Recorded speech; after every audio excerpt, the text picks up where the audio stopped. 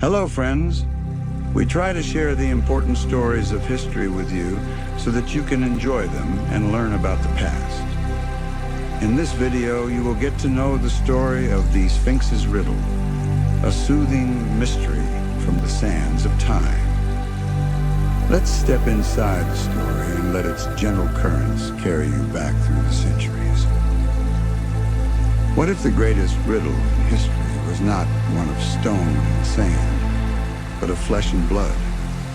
What if the Sphinx was not a creature of myth, guarding the deserts of Egypt, but a queen guarding a small, mist-shrouded island against a hostile world?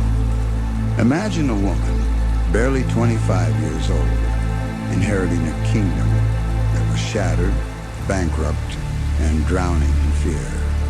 How did she, alone and untested, navigate the treacherous currents of power to not only survive, but to forge an era so brilliant it would be called golden?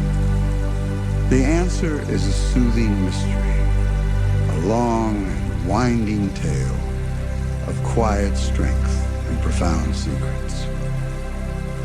Before we begin our journey into this tranquil and astonishing story, perhaps take a moment to settle in. Dim the lights, find a comfortable position, and allow your mind to drift. If you enjoy these historical journeys, we would be grateful if you would subscribe to our channel and share this story with others who might find peace in the past. Now, close your eyes and let us travel together back through these soft sands of time. The story begins not with a clash of swords, but with a quiet change in the air. It is the 17th of November in the year 1558. Across London, a city of timber, thatch, and stone, a damp, chilled mist rolls in from the River Thames. It clings to the narrow alleyways and softens the hard edges of the rooftops, muting the usual cacophony of cartwheels on cobblestones and merchants hawking their wares. For days, the city has held its breath.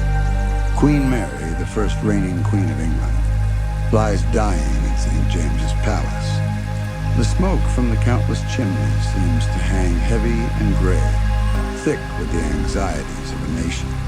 Mary's reign has been a time of fire, both literally in the Protestant pyres she lit at Smithfield, and figuratively in the fervent, desperate passion with which she tried to wrench her kingdom back to the Catholic faith of her mother.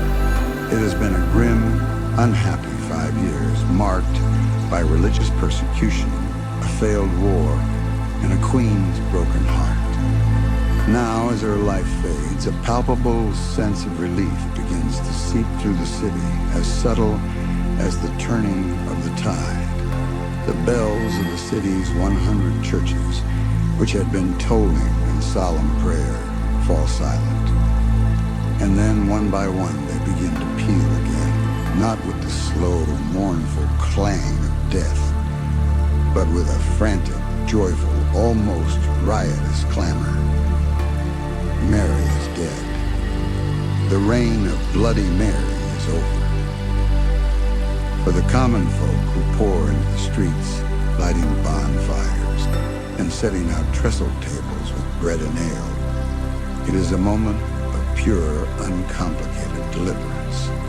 But in the hushed, tapestry-hung chambers of Whitehall Palace, where the great lords of the Privy Council are gathered, the mood is far more complex. These are men of power, men who have navigated the treacherous courts of the Tudors for decades. They are dressed in dark velvets and furs, the firelight from the great stone hearth glinting on their heavy gold chains. They have survived the whims of the monstrous Henry VIII, the fervent Protestantism of his young son, Edward VI, and the violent Catholicism of Mary. They are masters of survival, and they know that the moment of a monarch's death is the most dangerous moment of all. crown by Henry's will now passes to the last of his legitimate children. The Lady Elizabeth, the name hangs in the air, a question mark. To these powerful, cautious men, she is a terrifying unknown, a living embodiment of the kingdom's deepest and most painful divisions. They all know her story, a tale that has been whispered in the corridors of power for a quarter of a century. She is the daughter of Anne Boleyn, the bewitching, dark-eyed woman for whom Henry VIII broke with the Church of Rome, a schism that tore the fabric of English society. When Anne failed to produce a son, the king, in his terrible wrath, declared his marriage to her invalid and sent her to the executioner's block. In doing so, he made his own daughter, Elizabeth, a bastard, illegitimate in the eyes of the law and the church. Her childhood was a study in survival. She was a princess demoted to a lady, a brilliant student who learned to hide her intelligence, a political pawn shuttled between royal households, never quite sure of her status or her safety. She learned Latin and Greek. She studied rhetoric and history, but her most important lessons were in the arts of silence and observation. She learned to school her features into a pleasant, unreadable mask. She learned to listen more than she spoke. She learned that a misplaced word or a fervent opinion could be a death sentence. This education survival reached its terrifying climax during her sister Mary's reign. As a prominent Protestant and the focus of rebellions against the Catholic Queen, Elizabeth was arrested. She was taken by barge to the Tower of London, entering through the infamous Traitor's Gate. As she stepped onto the wet stone steps, the place where her own mother had last walked freely, she must have believed her life was over. For months, she was imprisoned in its cold, damp rooms. The sound of the river lapping against the stone walls, a constant reminder of her isolation. She was relentlessly interrogated by Mary's counselor, who sought any evidence to link her to the plots against the throne. But they found nothing. Her fortress of silence held. She revealed no incriminating thoughts, admitted to no treasonous hopes. Eventually, with no proof to convict her, she was released into a form of house arrest, sent away to the countryside, once again a ghost in her own kingdom. Now this ghost, this survivor, is their queen. At 25, she inherits a poisoned chalice. The great Catholic powers of Europe, Spain, and France view her as a heretic and a bastard. The Pope has already made his condemnation clear. At home, the kingdom is a wreck. The treasury is empty, burdened by a debt of £300,000, a truly colossal sum for the time. The recent loss of Calais, England's last foothold on the continent, is a source of national humiliation, and the religious question is a gaping wound. Fervent Protestants, returning from exile in Geneva and Frankfurt, are demanding a radical purification of the English Church, while a huge portion of the population, particularly in the north, remains staunchly and quietly Catholic, believing that the true queen is not Elizabeth, but her young cousin Mary, Queen of Scots.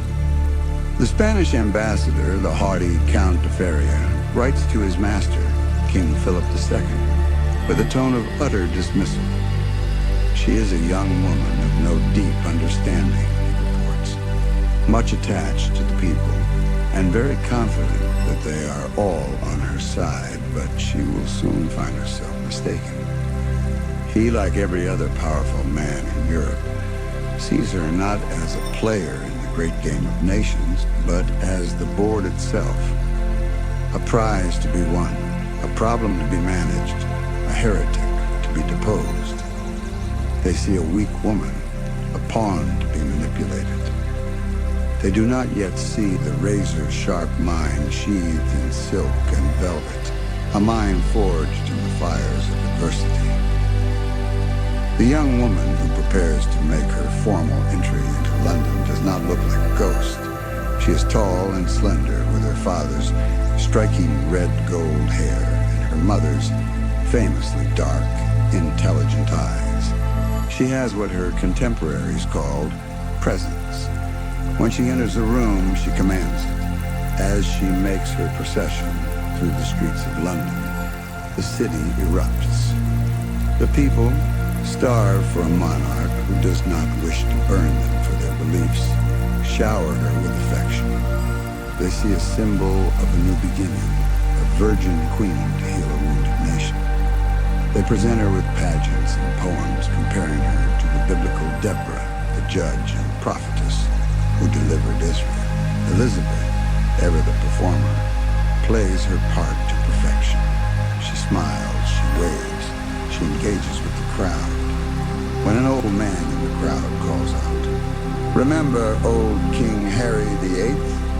She laughs, a clear ringing sound. She accepts a Bible from a child, kisses it, and holds it to her breast, a simple, powerful gesture that signals her Protestant faith without a single controversial word. But beneath the public performance, her mind is calculating. She knows the cheers are cheap, the loyalty fickle. As her procession passes the tower, the site of her deepest terror and despair, she pauses. She looks up at its grim, gray walls, and in the relative quiet, she is heard to murmur a prayer of thanks, not to any saint, but to the God who had delivered her from the lion's den, and had done so that I might fulfill his service. Her first acts as queen are models of shrewd judgment. She knows she cannot rule alone. In the great hall of Hatfield House, the country residence where she had spent much of her youth, she assembles her new council.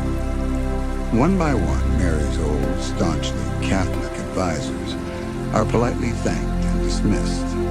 In their place, she elevates a new kind of man, pragmatic, educated, and loyal not to Rome, but to her and to the state of England. At the center of this new government, she places one man in particular, William Cecil.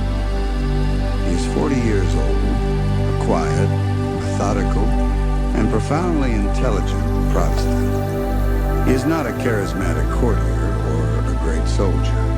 He is a bureaucrat, a man who thinks in lists and balance sheets.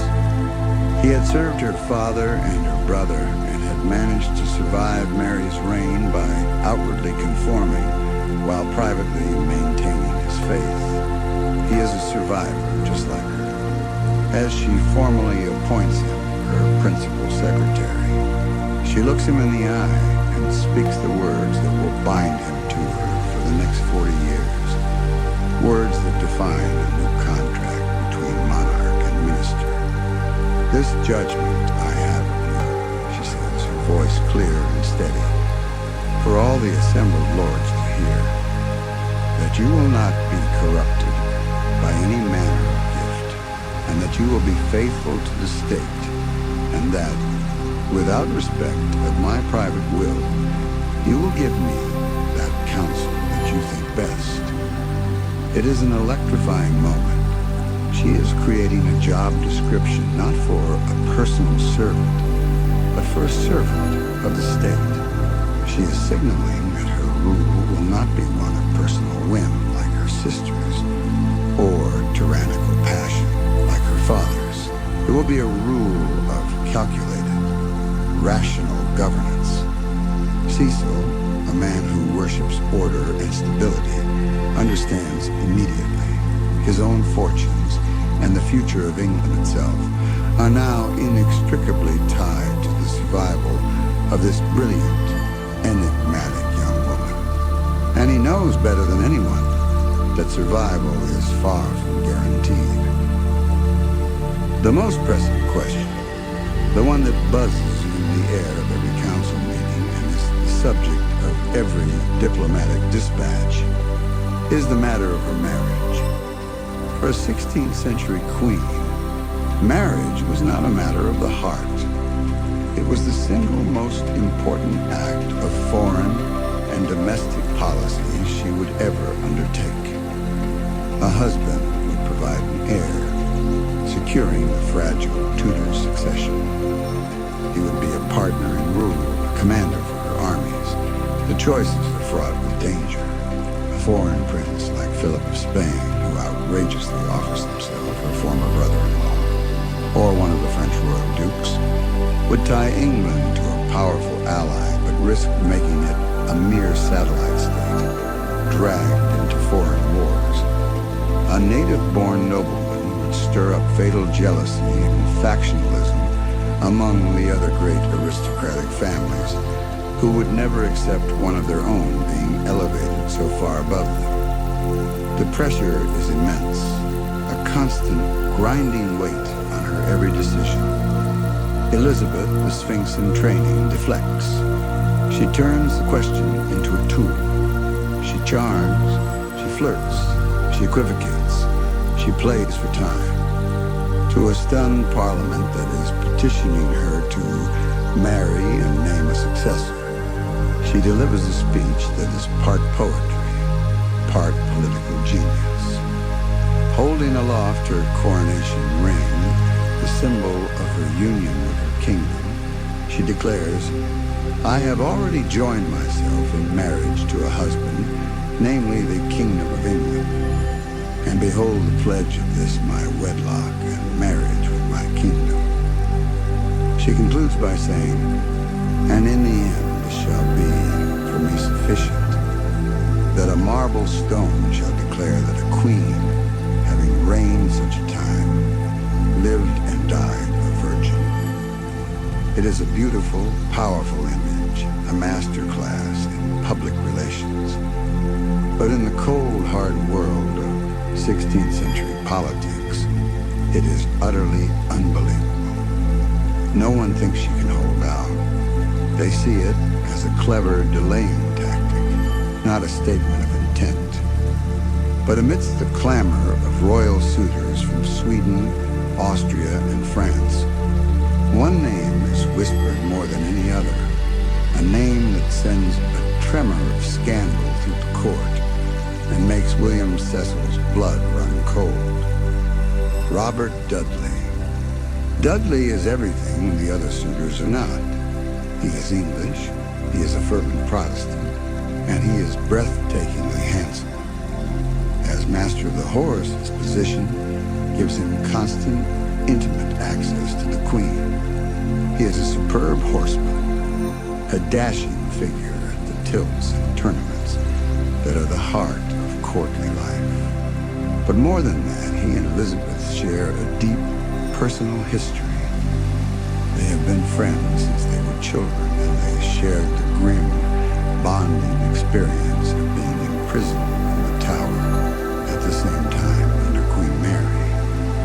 He understands her in a way no one else can. He is not afraid of her intellect, and he can make her laugh, a rare and precious gift for a monarch living under constant pressure. In his company, the carefully constructed mask of the queen can slip, revealing the woman beneath. He is her eyes, she calls him, her sweet Robin. Their intimacy is obvious and, to many, deeply scandalous. They are inseparable, riding together, dancing far into the night. Their whispered conversations and shared glances fueling the court's ever-active rumor mill. The Spanish ambassador de Feria and his successor de Quadra write home in panic, their dispatches filled with lurid tales of the queen's infatuation. Convinced she will throw everything away for love, the situation is intoxicatingly romantic and politically catastrophic. Because there is a problem, a huge, insurmountable problem. Robert Dudley is already married. His wife is a woman named Amy Robsart. She She is a phantom at court, a quiet, almost invisible figure who lives on Dudley's country estates, far from the glittering, dangerous world her husband now inhabits. She is, by all accounts, a gentlewoman, but she is an obstacle. She is the living barrier to Dudley's ultimate ambition, the Queen's hand and the title of King Consort. Then, in the late summer of 1560, the unthinkable happens. On the 8th of September, Amy Robsart is found dead at the bottom of a short flight of stairs in Cumnor Place, a manor she was renting near Oxford. Her neck is broken. The official coroner's inquest, a jury of local gentlemen, rules it an accidental death, a tragic misstep, perhaps brought on by a fainting spell. No one, absolutely no one, believes it. The scandal explodes like a powder keg, not just in England, but across Europe. The story spreads, embellished with every telling. The heretic English queen and her ambitious lover have murdered his inconvenient wife to clear their path to the throne. The timing is just perfect. Was it true? Had Dudley, in a fit of ruthless ambition, arranged for his wife's death? It seems unlikely. He was a skilled courtier, not a fool. And he must have known that his wife's sudden death would cause a scandal that would make his marriage to the Queen impossible, not easier. Had Amy, reportedly suffering from a malady in the breast, possibly breast cancer, and depressed by her husband's public affair, taken her own life? Suicide was considered a mortal sin, and the jury's verdict of accident may have been a kindness to spare her from being buried in unconsecrated ground. Or in the most Machiavellian twist, had Dudley's enemies, perhaps even agents connected to the deeply worried William Cecil, murdered her to frame him and destroy the Queen's reputation once and for all. The mystery of Amy Robsart's death has never been solved. It remains one of history's great, haunting cold cases.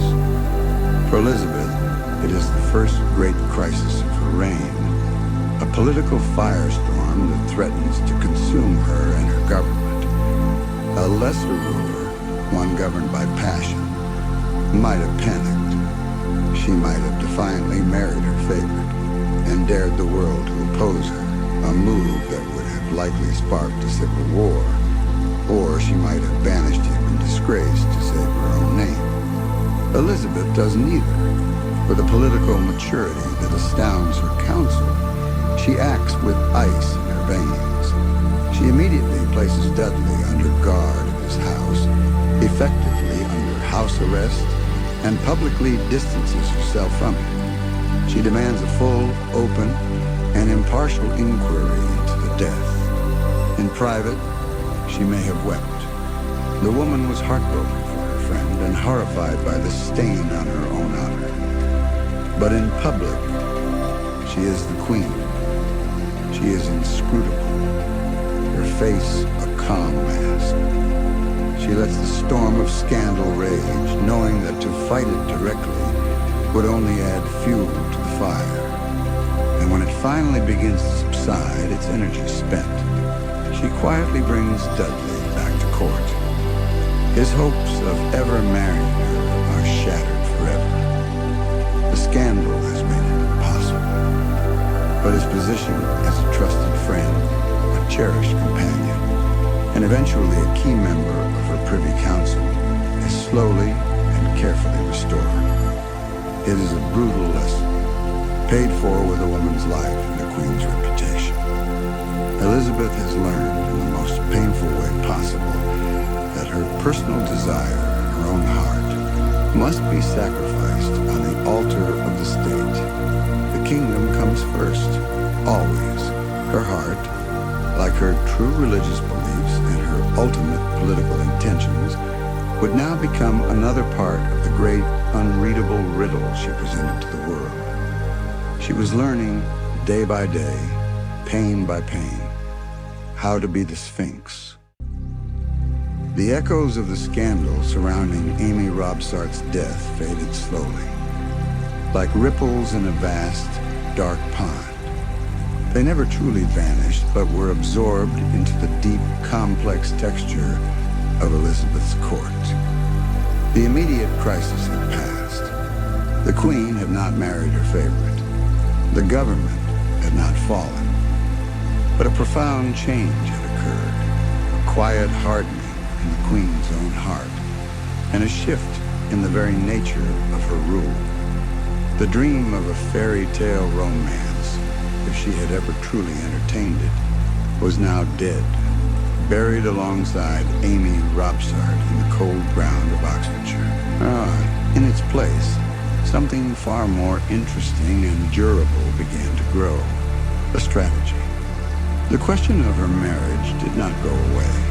It became the great, unending background music of her reign, a constant low hum beneath the surface of court life.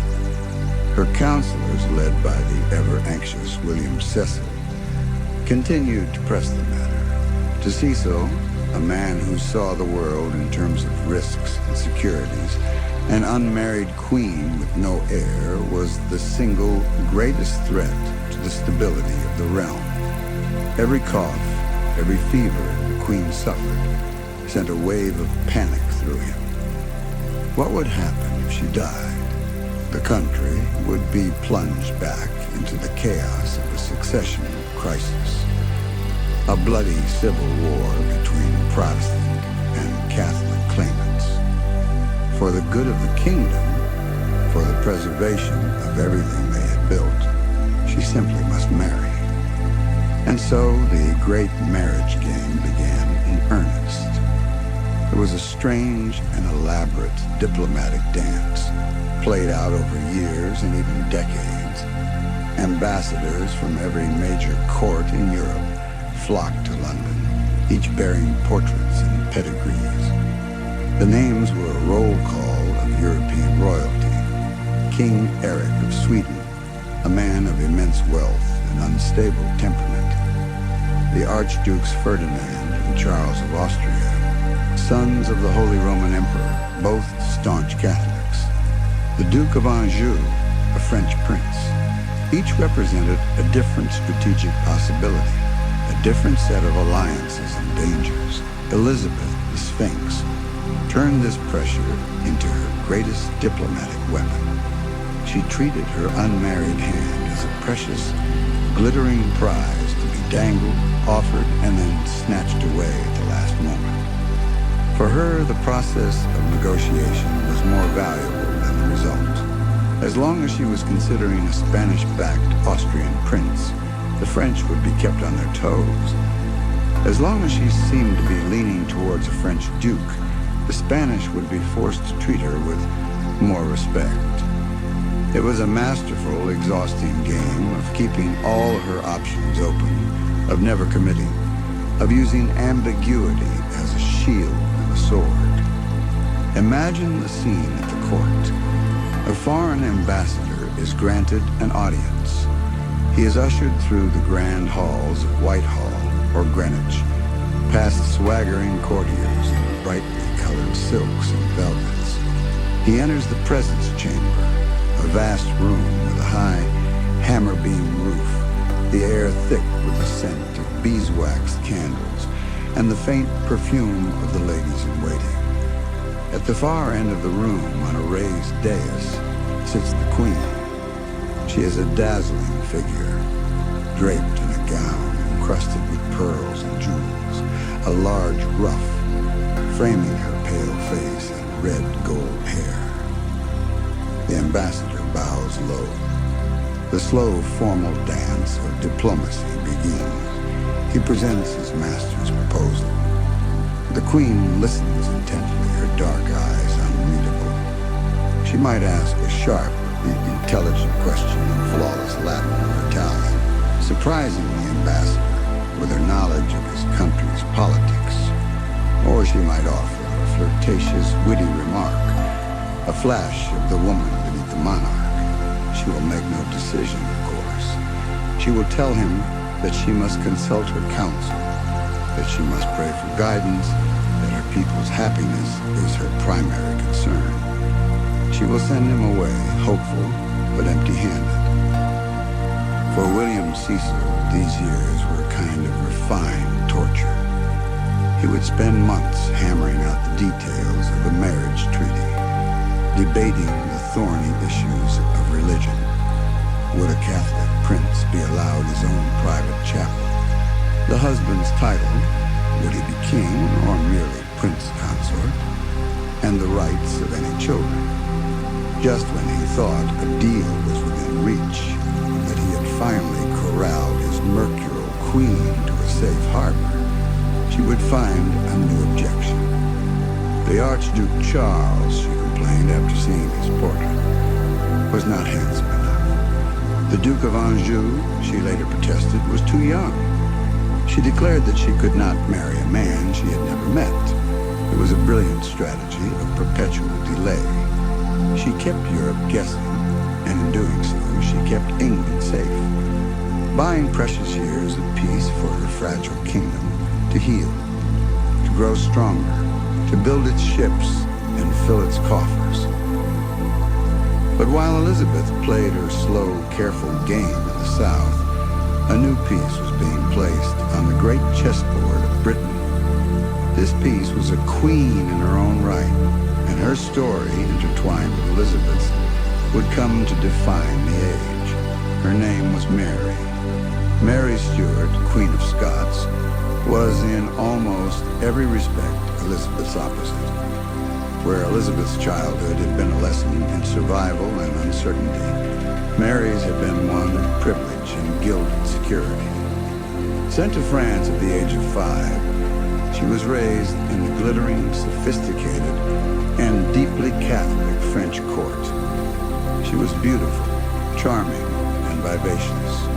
While Elizabeth was learning to be cautious, Mary was learning to be captivating. At 16, she married the Dauphin, the heir to the French throne, and for a brief, glorious year, she was queen of both France and Scotland. Crucially, Mary also had a strong claim to the throne of England. She was the granddaughter of Henry VIII's elder sister, Margaret Tudor. To Catholics who considered Elizabeth the illegitimate daughter of a heretical union, Mary was not just a claimant, she was the rightful Queen of England, and she and her powerful French in-laws made no secret of this belief. In a bold and provocative act, the young Mary and her husband quartered the royal arms of England with their own public and undeniable declaration that they considered Elizabeth a usurper. It was a direct challenge, a gauntlet thrown down from across the channel. For Elizabeth and Cecil, this act was a chilling reminder that their hold on power was contested, that a legitimate Catholic alternative was waiting in the wings. Then fate intervened. Mary's young husband, King Francis II, died suddenly. In an instant, her world was turned upside down. No longer Queen of France, she was now a teenage widow, a guest in a country that was no longer her own. The decision was made that she must return to Scotland. The kingdom she had not seen since she was a small child. Her journey back in the late summer of 1561 was a somber affair. As her ship approached the Scottish coast, a thick, persistent fog rolled in, a gray, clammy blanket that seemed to her a grim omen. She had left the sun-drenched chateau of the Loire Valley for the cold, stern, and rocky shores of her native land. And Scotland was a very different country from the one she had left. In her absence, it had undergone its own tumultuous reformation. It was now a fiercely Protestant kingdom, dominated by a new class of stern, bearded lords and the formidable, thunderous preacher, John Knox, who had famously written a treatise against the monstrous regiment of women. Into this grim, masculine, and Protestant world stepped Mary, a young, beautiful Catholic queen who had been raised in the lap of French luxury. From her first day, the clash of cultures was stark. The fine wines she brought with her from France were useless. The Scottish lords preferred their own rough ale. The delicate music of lutes and viols that she loved was drowned out by the droning of sober Protestant songs. When she insisted on having a private mass said in her chapel at Holyrood Palace, it caused a near riot, with John Knox thundering from his pulpit that one mass was more dangerous to the realm than 10,000 invading soldiers. Despite this hostile reception, Mary initially handled herself with skill. She was intelligent and charming, and she tried to find a middle way to rule as a Catholic queen in a Protestant country. She was not her uncle, Henry VIII, or her cousin, Mary Tudor. She had no desire to burn her subjects for their beliefs. She wanted tolerance for herself, and she was willing to grant it to others. And so began a fascinating, long-distance relationship between the two queens, conducted through the slow, careful medium of letters and ambassadors. They were cousins, rivals, and mirror images of each other. Mary, impulsive and romantic, desperately wanted Elizabeth to formally recognize her as her heir. To her, it was a simple matter of justice, a confirmation of her birthright. If Elizabeth would only name her as successor, she promised, she would be her most loyal and devoted subject. But for Elizabeth, the Sphinx, nothing was ever that simple. To name a successor, especially a Catholic one, would be to create an instant rival, a focal point for every plot, and every discontented Catholic in her kingdom would be like signing her own death warrant. Why would anyone support the current queen when her replacement was already waiting, the sun rising on the horizon? So she equivocated. She sent Mary warm, sisterly letters filled with professions of love and affection. She even suggested they might one day meet, a prospect that filled Cecil with absolute terror. She dangled the possibility of naming Mary her heir, but only if Mary behaved, only if she married a man Elizabeth approved of. Thus, the intricate dance continued, the slow, mesmerizing ballet of power, diplomacy, and personal feeling played out across the length of a divided island. In the south, a queen who had sacrificed love for security. In the north, a queen who still believed she could have both. They were two of the most powerful women in the world, bound together by blood and fate, yet destined to be rivals. The stage was being set, slowly and quietly, for a tragedy of dynastic ambition and personal betrayal, a conflict that would smolderingly burn for years before finally bursting into a devastating flame. The soothing mystery of Elizabeth's reign was about to acquire a new and deeply personal core of tension. In the quiet, wood-paneled rooms of her palaces, Elizabeth watched the events in Scotland unfold with a hawk's concentration. Every letter, every report from her ambassador in Edinburgh was scrutinized. The relationship between the two queens had settled into a kind of fragile equilibrium, a delicate balance of feigned affection and profound mistrust. Mary, in her northern kingdom, continued to press her case, her letters a blend of cousinly warmth and impatient demands to be named Elizabeth's heir. And Elizabeth, in her southern capital, continued to deflect. Her replies, masterpieces of loving ambiguity. Think you, she wrote in one letter, that I could love my own winding sheet? To name an heir, she argued, was to prepare for her own death, to invite the loyalty of subjects to shift away from her, the setting sun, towards Mary, the rising one. The stalemate could not last forever.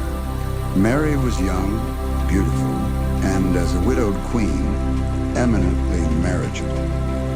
Her choice of a second husband would have seismic implications for both kingdoms. A powerful foreign prince from Spain or France would create a Catholic axis that could threaten England's very existence.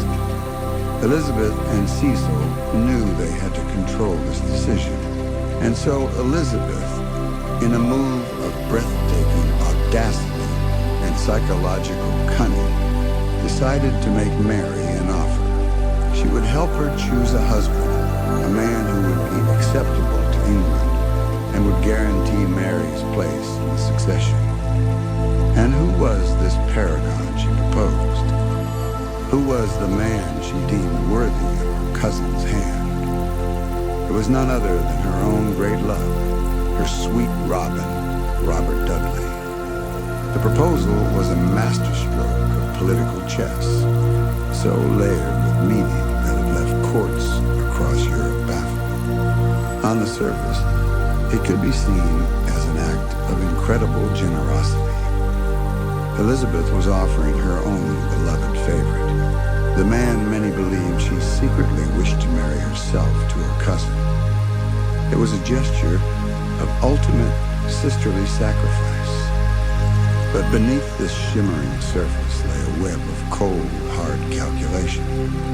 For Mary, the offer was a subtle and profound humiliation. To marry Robert Dudley, a mere earl, the son and grandson of executed traitors, was a significant step down for a queen who had once been married to the King of France. He was Elizabeth's subject, and worse, her former flame, a man tainted by the scandal of his first wife's mysterious death. To accept him would be to accept a leash, to become a satellite of the English court, forever indebted to and controlled by Elizabeth. For Elizabeth, the gambit was almost perfect. If Mary accepted, she would be neutralized, married to a man whose first loyalty would always be to Elizabeth herself. If Mary refused, as Elizabeth almost certainly expected her to, then she could be painted as ungrateful and unreasonable, rejecting a generous offer, and thus forfeiting any right to have Elizabeth's help or to be named her heir. It was a trap disguised as a gift. And for Robert Dudley himself, he was appalled. He had no desire to be exiled to the cold, grim court of Scotland, to be the husband of a queen who would always see him as a hand-me-down from her rival. His ambitions were in England, at Elizabeth's side. He played his part, pretending to consider the offer, but he worked furiously behind the scenes to scupper the plan. The entire affair was a piece of magnificent, cruel theater. It dragged on for months, a slow-motion, diplomatic farce of letters, proposals, and counter-proposals. Mary was insulted but intrigued. Could this really be the path to the English throne? Elizabeth was serene, watching her cousin struggle in the web she had so carefully woven. The game confirmed Elizabeth's absolute control over the political landscape. She was the Sphinx, and she was forcing everyone, even her rival queen, to play by her rules, to guess at the answer to her riddle. But while Elizabeth was enjoying her clever game, a new player was about to walk onto the stage, a pawn who would upend the entire board. His name was Henry Stuart, Lord Darnley. Darnley was, on the surface, the perfect prince. He was 19 years old, exceptionally tall for the age, with a handsome face, blonde hair, and the courtly graces he had learned in England. He could dance, he could hunt, he could write a passable line of poetry. But more importantly, he had Tudor blood. He was Mary's first cousin, and like her, he was a grandchild of Margaret Tudor. This gave him his own claim, albeit a weaker one, to the English throne. A marriage between Mary and Darnley would be a powerful union, a consolidation of the two leading Catholic claims to Elizabeth's crown. He was living in England under Elizabeth's watchful eye. In early 1565, Mary's father-in-law, the Earl of Lennox, petitioned Elizabeth to allow his son, Darnley, to travel to Scotland to deal with some family estates. For weeks, Elizabeth considered it. Her council was divided. Some saw the obvious danger, sending a handsome, young Catholic claimant with royal blood directly into the path of a young, beautiful, and unmarried Catholic queen seemed like madness. It was like handing a lit match to a child in a room full of gunpowder. But others, perhaps Elizabeth herself, saw a different possibility. Darnley's character was known to be flawed. He was arrogant, entitled, foolish, and weak-willed. Perhaps, Elizabeth reasoned, he was not a threat at all. Perhaps he was a tool. Perhaps sending him to Scotland would create not a powerful alliance, but chaos. Perhaps this vain, foolish boy would prove to be a problem that would keep her cousin Mary too busy to be a threat to her. In a decision that remains one of the most debated of her reign, was it a rare and catastrophic miscalculation, or a high-risk gamble of breathtaking cynicism? Elizabeth gave her permission. Darnley was allowed to go. He arrived at the Scottish court in February 1565. The effect was immediate and electric. Mary, who had been surrounded for years by the grim, bearded, and disapproving Scottish lords, was instantly captivated. Here was a young man who looked like he had stepped out of a courtly romance. He was tall, elegant, and he treated her not just as a queen, but as a beautiful woman. He was a breath of the sophisticated, aristocratic world she had known in France and so desperately missed. He was her cousin, her blood, and a fellow Catholic. He seemed perfect. Mary, who so often let her heart rule her head, fell headlong in love, or at least in infatuation. She was swept away by a whirlwind of passion that stunned her own advisors and sent shockwaves south to London. The slow, cautious, diplomatic dance she had been performing with Elizabeth was cast aside. All thoughts of Robert Dudley and a managed succession vanished. She saw in Darnley not just a handsome husband, but a weapon. Their union, she believed, would so strengthen her claim that Elizabeth would be forced to recognize her as an heir. Elizabeth was horrified. She had been outmaneuvered, her careful game wrecked by a foolish girl's passion. She sent urgent messages forbidding the marriage.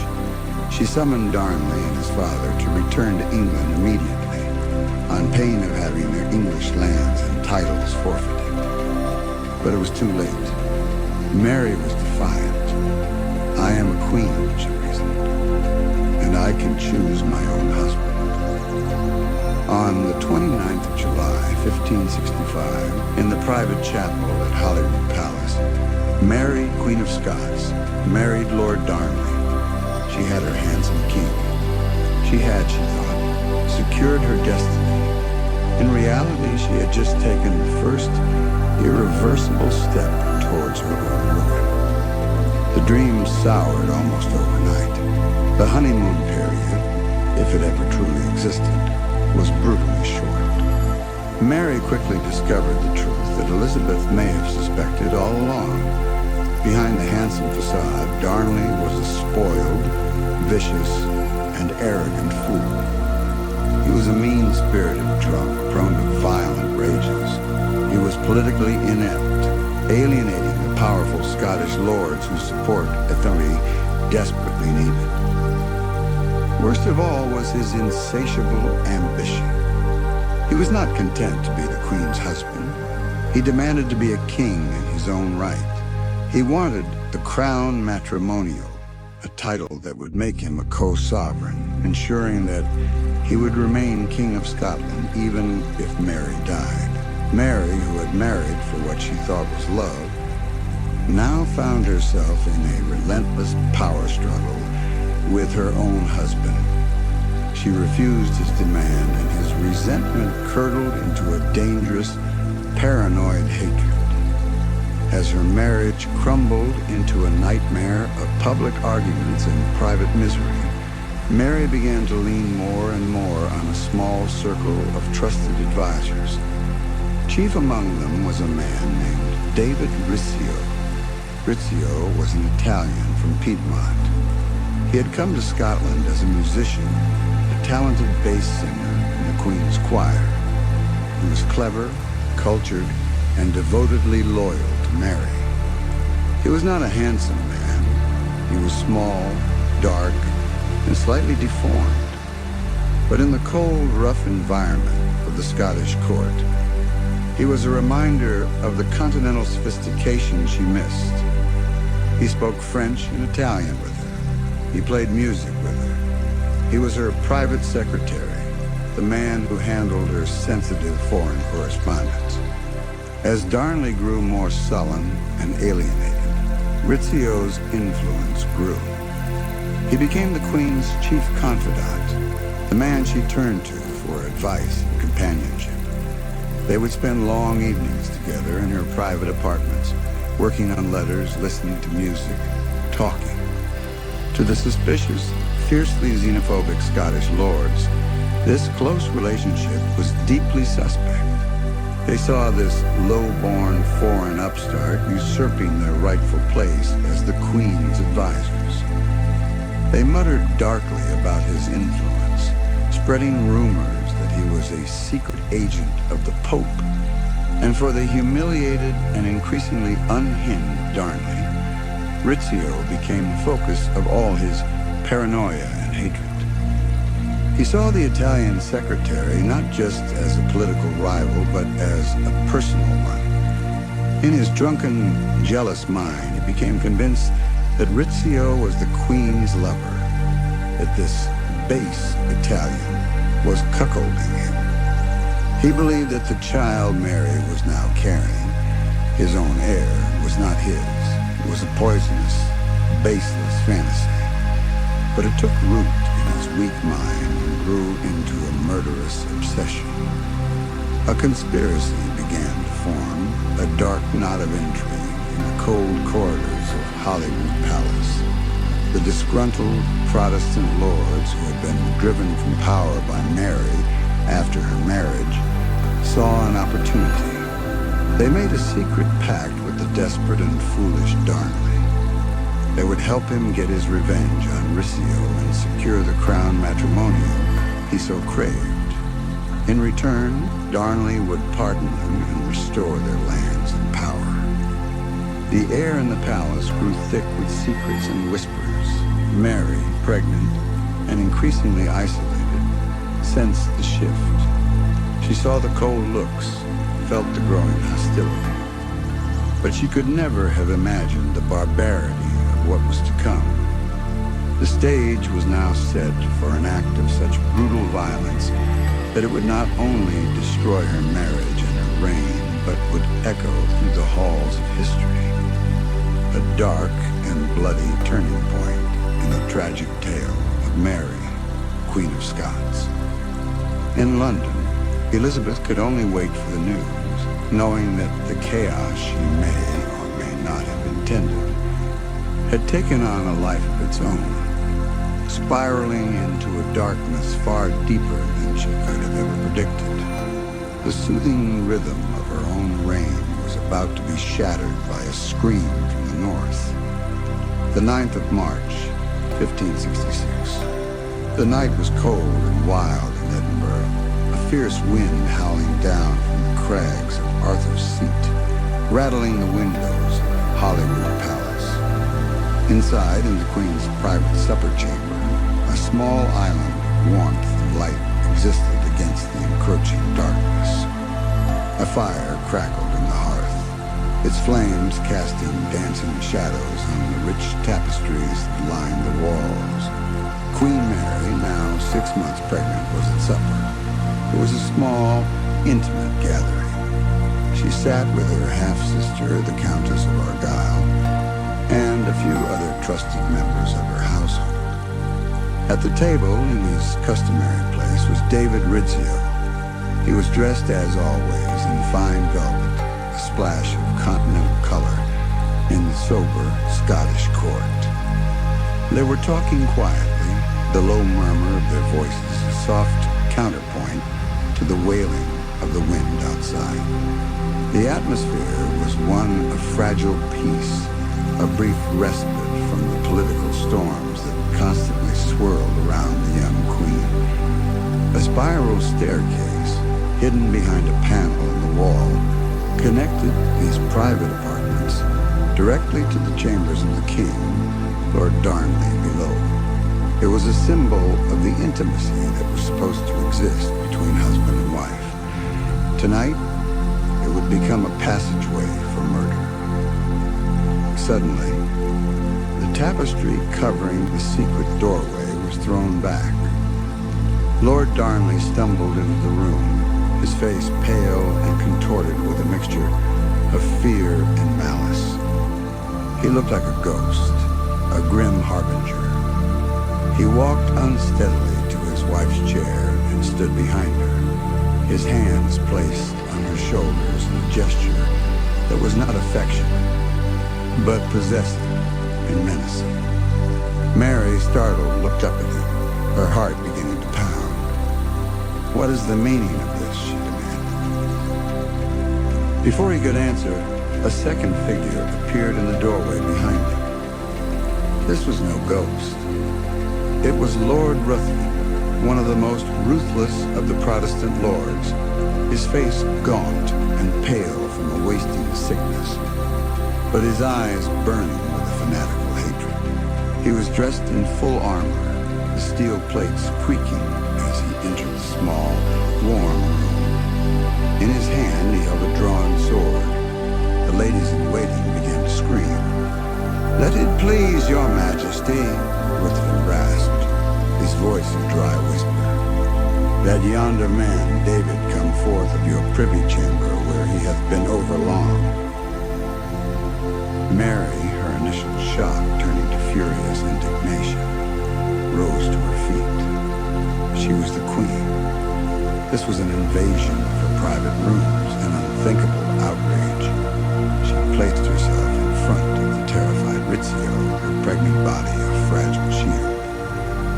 "He is here at my command," she declared, her voice trembling with defiance. "He is my servant."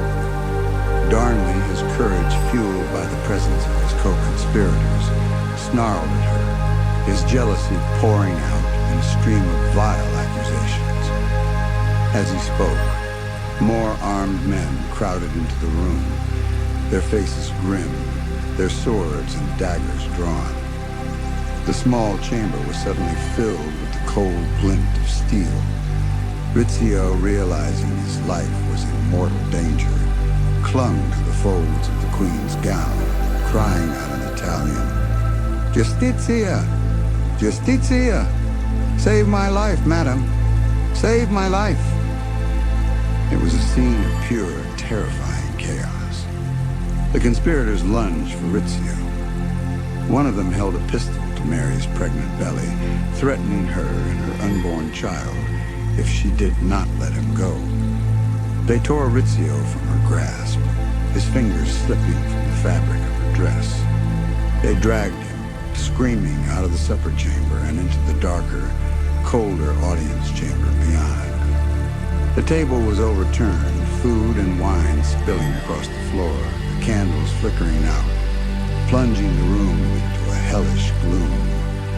Mary was held back, helpless, forced to listen to the terrible sounds from the next room, the clash of steel, a man's desperate cries, and then a final sickening silence.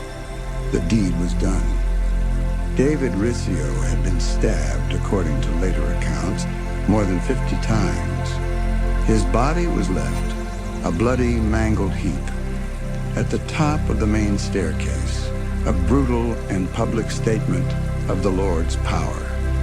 Darnley, his pathetic revenge complete, remained with Mary, who was now his prisoner. In a single night of horrific violence, he and his Confederates had seized control of the government. For the next 2 days, Mary was held captive in her own palace, the bloody corpse of her friend lying just outside her door.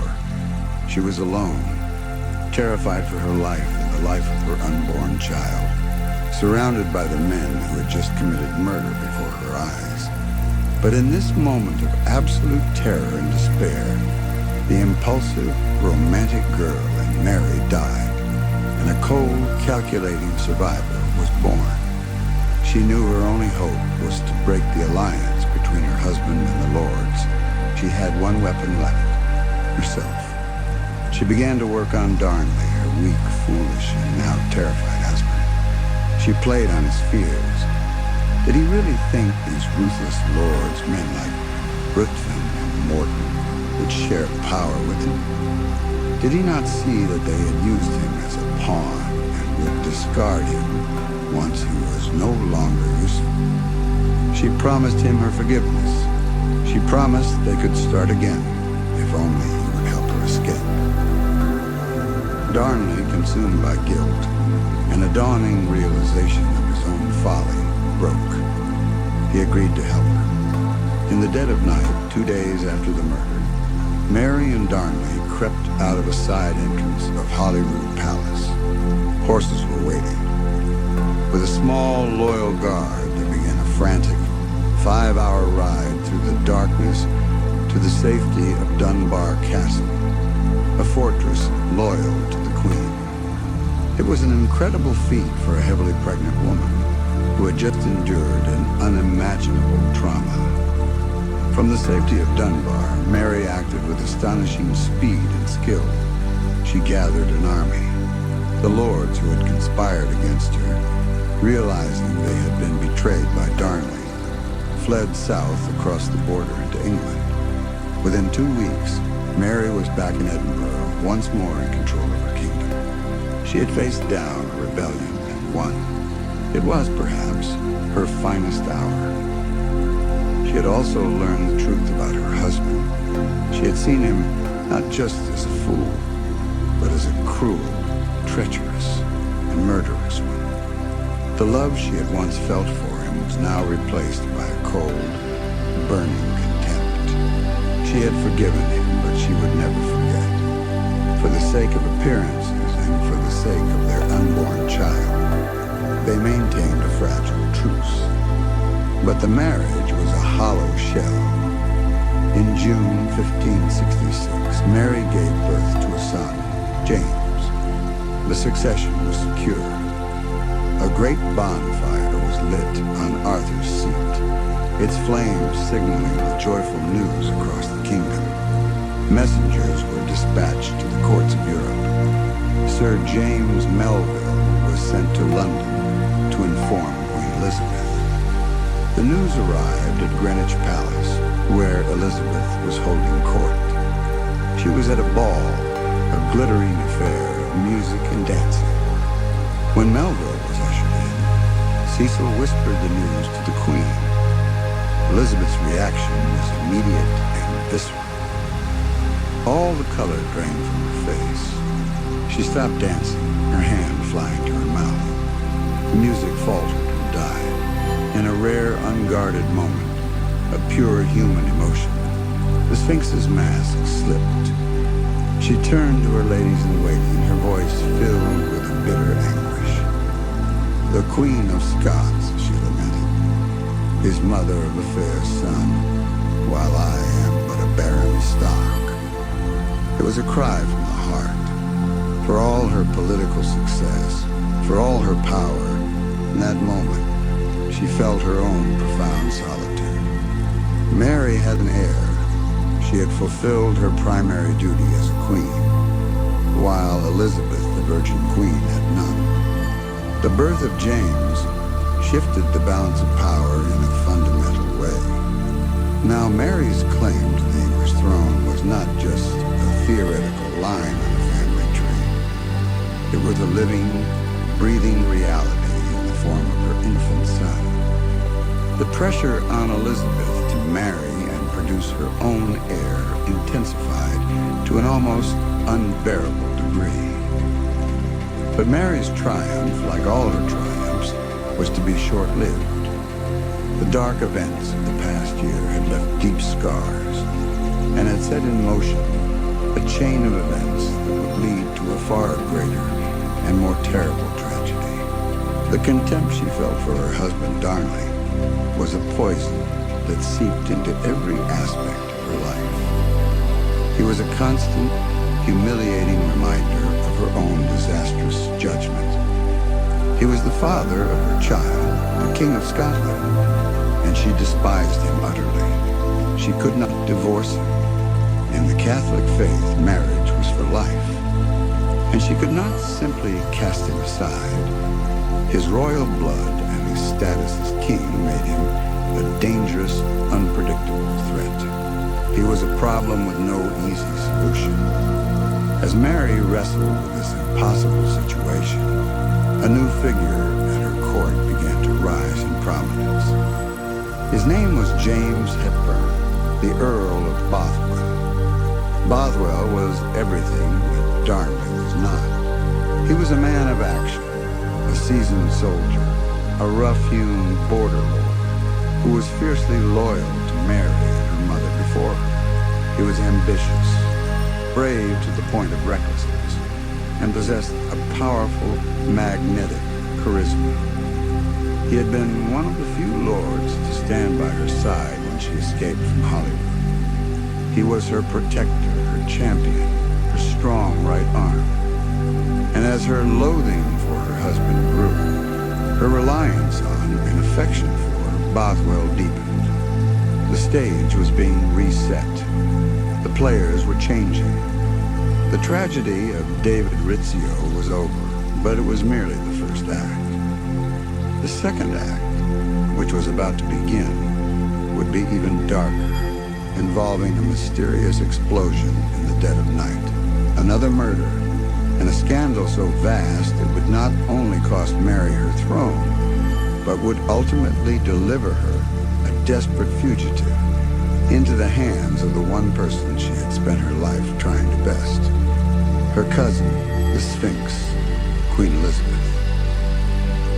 The chill of the Scottish winter in early 1567 seemed to mirror the coldness that had settled between Queen Mary and her husband, Lord Darnley.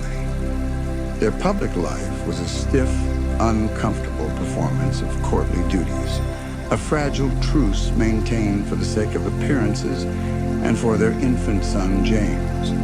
But in private, the gulf between them was vast and unbridgeable. Darnley, ostracized by the court and consumed by self-pity, had fallen gravely ill. Some said it was smallpox. Others whispered it was the far more shameful disease of syphilis. He had retreated to his father's estates in Glasgow, a pathetic, brooding figure. In his absence, the Earl of Bothwell's star rose ever higher. He was now Mary's most trusted advisor, the Lord High Admiral of Scotland, a constant, reassuring presence at her side. To the other Scottish lords, his ambition and his privileged access to the Queen were a source of growing jealousy and suspicion. They watched him and they watched the Queen, their whispers in the cold stone corridors of the palace growing ever more venomous. Then, in a sudden and surprising turn of events, Mary seemed to have a change of heart. She announced that she wanted a reconciliation with her estranged husband. She traveled to Glasgow to the sickbed of the man she had so recently despised. She spoke to him with a tenderness that stunned those who witnessed it. She promised to forgive the past. She convinced him to return with her to Edinburgh, not to the grand and drafty Holyrood Palace where their son was housed, but to a small, secluded house on the outskirts of the city. The house was known as Kirkfield. It was a modest, two-story dwelling, part of a collection of buildings owned by the church. It was chosen, Mary explained, because the air was healthier there, away from the dampness of Holyrood, and it would be better for Darnley's convalescence. It also had the advantage of being quiet and private. For several days, a strange domestic scene unfolded. Mary spent her days and evenings at Kirkfield, nursing her husband. She brought him food. She read to him. She played music. She even had a bed made up for herself in the room below his, giving the impression that she intended to stay the night. To an outside observer, it looked like a genuine reconciliation, a marriage being carefully pieced back together. But beneath the surface, the currents of intrigue were running swift and deep. Was this a wife's tender care for a sick husband? Or was it something else entirely?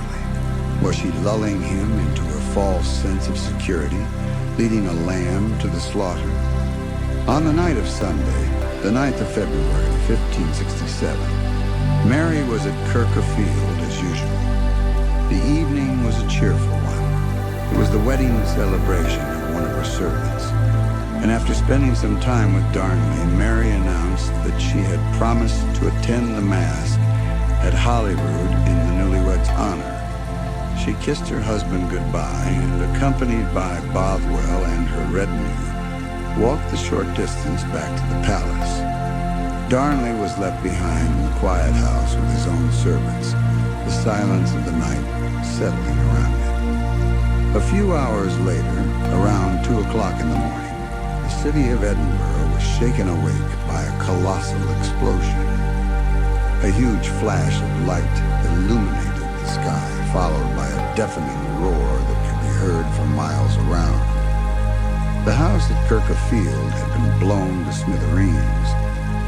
The force of the blast was so great that it reduced the building to a pile of rubble and scattered debris across the nearby gardens. As the first terrified citizens arrived on the scene with torches, they discovered a strange and chilling sight. The house was a smoking ruin, but in an adjacent garden, lying beneath a pear tree, were two bodies, Lord Darnley and his valet. They were dressed only in their nightshirts, and most strangely of all, there was not a single mark on them. They had not been burned. They had not been crushed by the falling masonry. They lay as if they were sleeping. It was clear to all who saw them that they had not been killed by the explosion. They had been strangled or smothered. The inescapable conclusion was that they had somehow been alerted to the danger, had fled the house before the gunpowder ignited, only to be caught in the garden by their assassins and murdered in the cold darkness. The murder of a king, even a king as unpopular as Darnley, was a profound shock. It was an act of audacious, terrifying violence. Who could have done such a thing? Suspicion, immediate and overwhelming, fell on one man, the Earl of Bothwell. He was the one who had the most to gain from Darnley's death. He was the one who had obtained a large quantity of gunpowder just weeks before. He was the one who controlled the guards around the city. But suspicion also fell like a dark shadow on the Queen herself. Her sudden reconciliation with Darnley now seemed sinister. Her convenient departure from Kirkfield just hours before the explosion seemed too perfect. Had she been a willing participant in the plot? Had she lured her husband to his death? Placards began to appear on the walls of Edinburgh. Crude drawings depicting a mermaid, an emblem of a prostitute, and a hare, a pun on Bothwell's family name, Pepper, accusing them both of the murder. The whispering campaign had begun. Mary's actions in the days and weeks that followed did nothing to quell the rumors. In fact, they did everything to confirm them. She seemed paralyzed, unable or unwilling to act decisively to find her husband's killers. She resisted calls for a public inquiry. When Bothwell was finally brought to a trial, it was a complete farce. He arrived at the courthouse surrounded by 4,000 of his own armed followers, effectively intimidating any potential witnesses. The trial lasted a single day. No evidence was presented against him. He was acquitted. And then, just a few weeks after the trial, the final scandalous act of this tragic drama unfolded. Bothwell, with a show of force, abducted the Queen and carried her off to his fortress at Dunbar. It was a flimsy charade of a kidnapping designed to preserve the Queen's honor. No one was fooled. While she was his prisoner, Bothwell obtained a divorce from his own wife. And then on the 15th of May, 1567, just 3 months after her husband had been brutally murdered, Mary, Queen of Scots, married James Hepburn, the Earl of Bothwell, the man universally believed to be the chief murderer. If the murder of Darnley had been a shock, the marriage to Bothwell was a catastrophe. For the people of Scotland and the courts of Europe, it was an unforgivable act. It was seen as an open admission of her guilt in the murder. She had not just condoned the killing of her husband, she had rewarded the killer with her hand and a share of her throne. The fiercely independent Scottish lords who had long resented Bothwell's power now had the moral justification they needed to act. They formed a confederation, raising an army in the name of the infant Prince James to free the Queen from her wicked husband and avenge Darnley's death. Mary and Bothwell raised their own army, and the two forces met at a place called Carberry Hill. But there was to be no battle. Mary's army, sensing the hopelessness of her cause, began to melt away.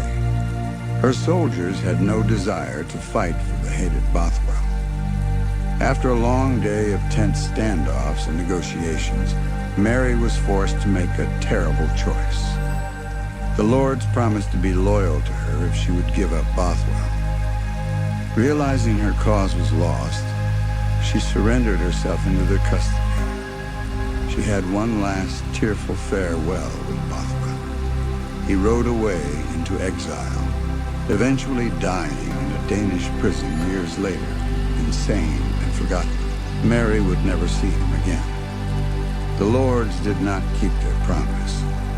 They led her back to Edinburgh, not as their queen, but as their prisoner. She was met not with cheers, but with a torrent of abuse from the city's crowds. They held up a banner bearing a picture of the murdered Darnley and her infant son, with the words, "Judge and avenge my cause, O Lord." Her reign was over. Her humiliation was complete when the lords imprisoned her in Loch Leven Castle, a grim fortress set on an island in the middle of a lake. There, alone and abandoned, she suffered a miscarriage, losing the twins she had been carrying by Bothwell. And there, under the threat of death, she was forced to sign a deed of abdication, giving up her throne in favor of her one-year-old son, who was crowned King James VI. For nearly a year, Mary remained a prisoner in the island castle. But the romantic, impulsive spirit that had so often led her to ruin had not been entirely extinguished. In May 1568, with the help of a few loyal supporters, she staged a daring and dramatic escape from Loch Leven. She managed to get a message to her supporters on the mainland, and one night, a young man who served in the castle stole the keys, locked the family of the castle's owner in their rooms, and rowed the Queen across the dark waters of the lake to freedom. Once again, she raised an army. Once again, she prepared to fight for her crown, but her luck had run out. Her small, hastily assembled force was decisively defeated at the Battle of Langside. Her last, desperate gamble had failed. A fugitive in her own kingdom, she made a fateful, impulsive decision. Instead of trying to escape to France, where she would have found safety and support, she rode south. She rode for the English border. She would cross into England and throw herself on the mercy of her cousin, her rival, the one person she believed would understand her plight as a fellow queen, Elizabeth. It was the most catastrophic miscalculation of her life. She was not met as a visiting monarch. She was met as a political problem, a national security threat of the highest order. The Queen of Scots, accused of murder and adultery, a Catholic with a strong claim to the English throne, had just walked, a willing fugitive, into the spider's web. The Sphinx, who had watched from afar as her rival self-destructed, now found her greatest problem and her greatest danger delivered, gift-wrapped, directly into her hands. The long, slow, simmering rivalry between the two queens was over. A new, far more dangerous chapter, one of imprisonment, conspiracy, and espionage, was about to begin. The news of Mary's arrival in England landed on Elizabeth's council table like a thunderclap. She had crossed the Solway Firth in a small fishing boat, landing on the Cumbrian coast on the 16th of May, 1568. She arrived with nothing but the clothes on her back and a handful of loyal followers, her royal dignity in tatters.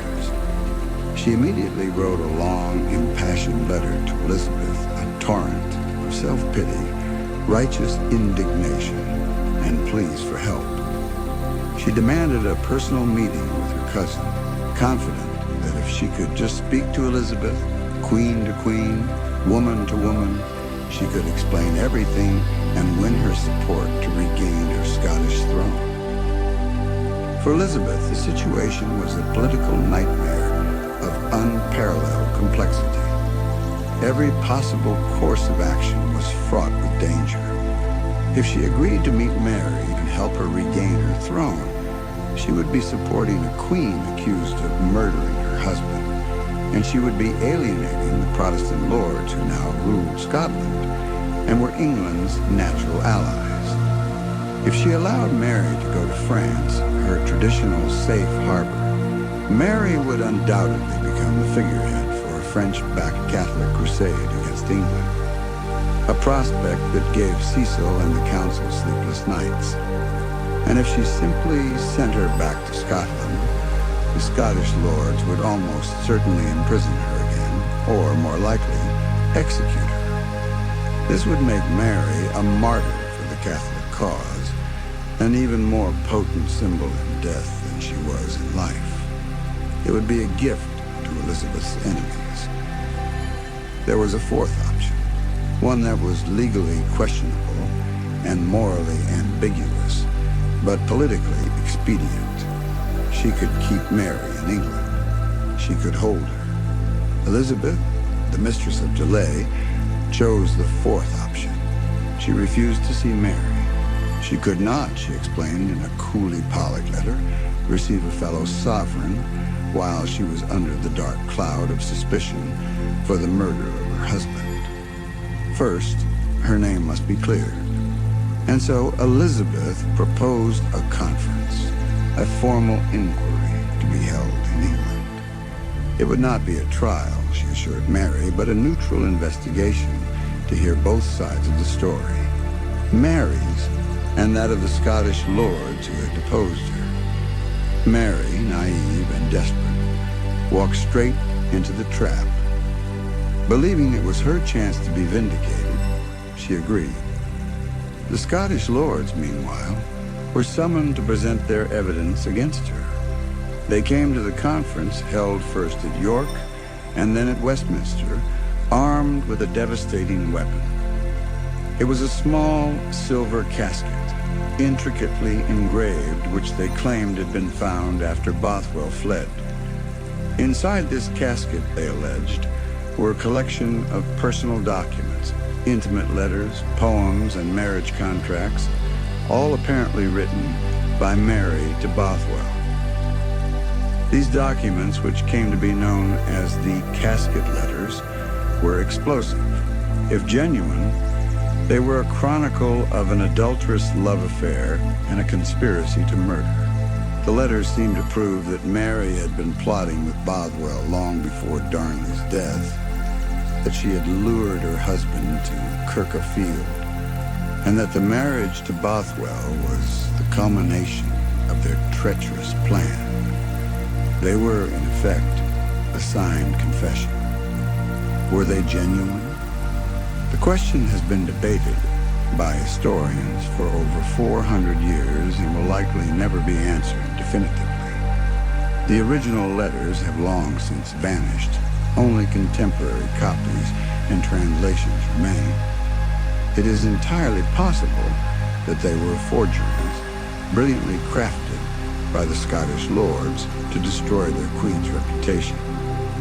It is also possible that they were genuine, but had been subtly altered with incriminating phrases inserted. Or it is possible they were exactly what the lords claimed them to be, the outpourings of a reckless, passionate woman who had thrown caution to the wind. For Elizabeth, the truth of the letters was almost irrelevant. Their existence was what mattered. At the conference, the letters were produced. Mary's commissioners, horrified, denied their authenticity. But the damage was done. Elizabeth, ever the pragmatist, now had the perfect justification for her actions. She declared the conference closed without a verdict. She did not find Mary guilty. To do so would be to condone the deposition of a rightful monarch. But crucially, she did not find her innocent either. She declared that the Scottish lords had not been proven to be rebels, and that Mary had not been cleared of the accusations against her. The result was a masterpiece of political ambiguity. The Scottish lords were allowed to return to Scotland, their new government tacitly recognized by England. And Mary would remain in England. She would not be treated as a criminal, but as a guest of the Queen, a guest who was not free to leave. Her status was deliberately, maddeningly vague. She was placed under a form of house arrest, lodged in a series of castles and grand manor houses in the north of England, far from London and the sea. The gilded cage had closed. Mary, the beautiful, impulsive Queen of Scots, had just begun what would stretch into 19 long years of captivity. Her presence in England was like a slow-acting poison seeping into the body of the state. She was no longer just a distant threat across the border. She was a living, breathing Catholic claimant on English soil. For the disgruntled Catholic nobility of northern England, families who had seen their power and influence wane under the Protestant Tudors, she was a symbol of hope, a potential savior who could restore the old faith and their old fortunes. The first sign of trouble came quickly. In 1569, a plot was hatched to free Mary and marry her to Thomas Howard, the Duke of Norfolk. Norfolk was the premier nobleman in England, a man of immense wealth and prestige, but he was also a religious conservative with a weak character and a strong sense of his own importance. The plan was foolishly romantic and politically naive, a throwback to an older, feudal world. The plot was discovered by Cecil's ever-watchful agents. Elizabeth, furious at Norfolk's presumption, summoned him to court. He panicked and fled to his estates, an act which was tantamount to a confession. The plotters in the north seeing their plans unravel, rose up in a doomed rebellion known as the Rising of the North. They marched under the old Catholic banners, held Mass in Durham Cathedral, and called for the restoration of the old religion. The rebellion was a dismal failure. It was poorly planned and poorly led. The promised Spanish support never materialized. Elizabeth's forces, marching north, crushed it with ruthless efficiency. The aftermath was brutal. Hundreds of common rebels were hanged in their own villages, a stark and bloody warning against treason. The Duke of Norfolk was arrested and imprisoned in the Tower, but Elizabeth, always reluctant to shed the blood of her high nobility, eventually released him after he begged for forgiveness. It was a leniency she would come to regret. The Rising of the North and the Pope's subsequent excommunication of Elizabeth in 1570, a bull which declared her a heretic, deposed her from her throne, and absolved her Catholic subjects of any need to obey her, changed everything. The Cold War between the Protestant state and its Catholic enemies was now a hot one. The lines had been drawn. To be a devout Catholic was now, in the eyes of the government, to be a potential traitor. It was in this atmosphere of heightened paranoia and holy war that a new, darker figure rose to prominence in Elizabeth's government. His name was Sir Francis Walsingham. If Cecil was the cautious, methodical architect of Elizabeth's state, Walsingham was its fiercely protective, black-clad guardian. He was a Puritan, a man of intense, unyielding Protestant faith who had spent Mary Tudor's reign in exile. He had seen the persecution of his fellow Protestants on the continent, and he believed he was engaged in a life-or-death struggle against the forces of Catholic darkness, a global conspiracy orchestrated by the Pope and the King of Spain. As Elizabeth's ambassador to France, he had witnessed the St. Bartholomew's Day massacre in 1572, a horrific slaughter of thousands of Protestants in Paris. The event confirmed his darkest fears and hardened his resolve. He returned to England, convinced that the same fate awaited his country if they were not vigilant.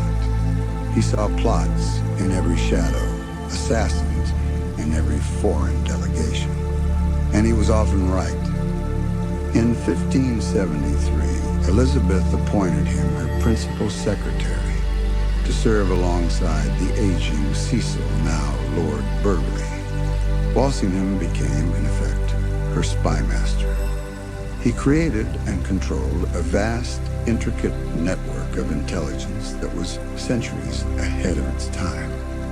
His world was one of smoke and mirrors, a grim ballet of deceit, where the stakes were nothing less than the life of the Queen and the survival of Protestant England. He had spies in the Vatican, in the Spanish court, in the Catholic seminaries in France and Rome, where young English priests were being trained for covert missions back home.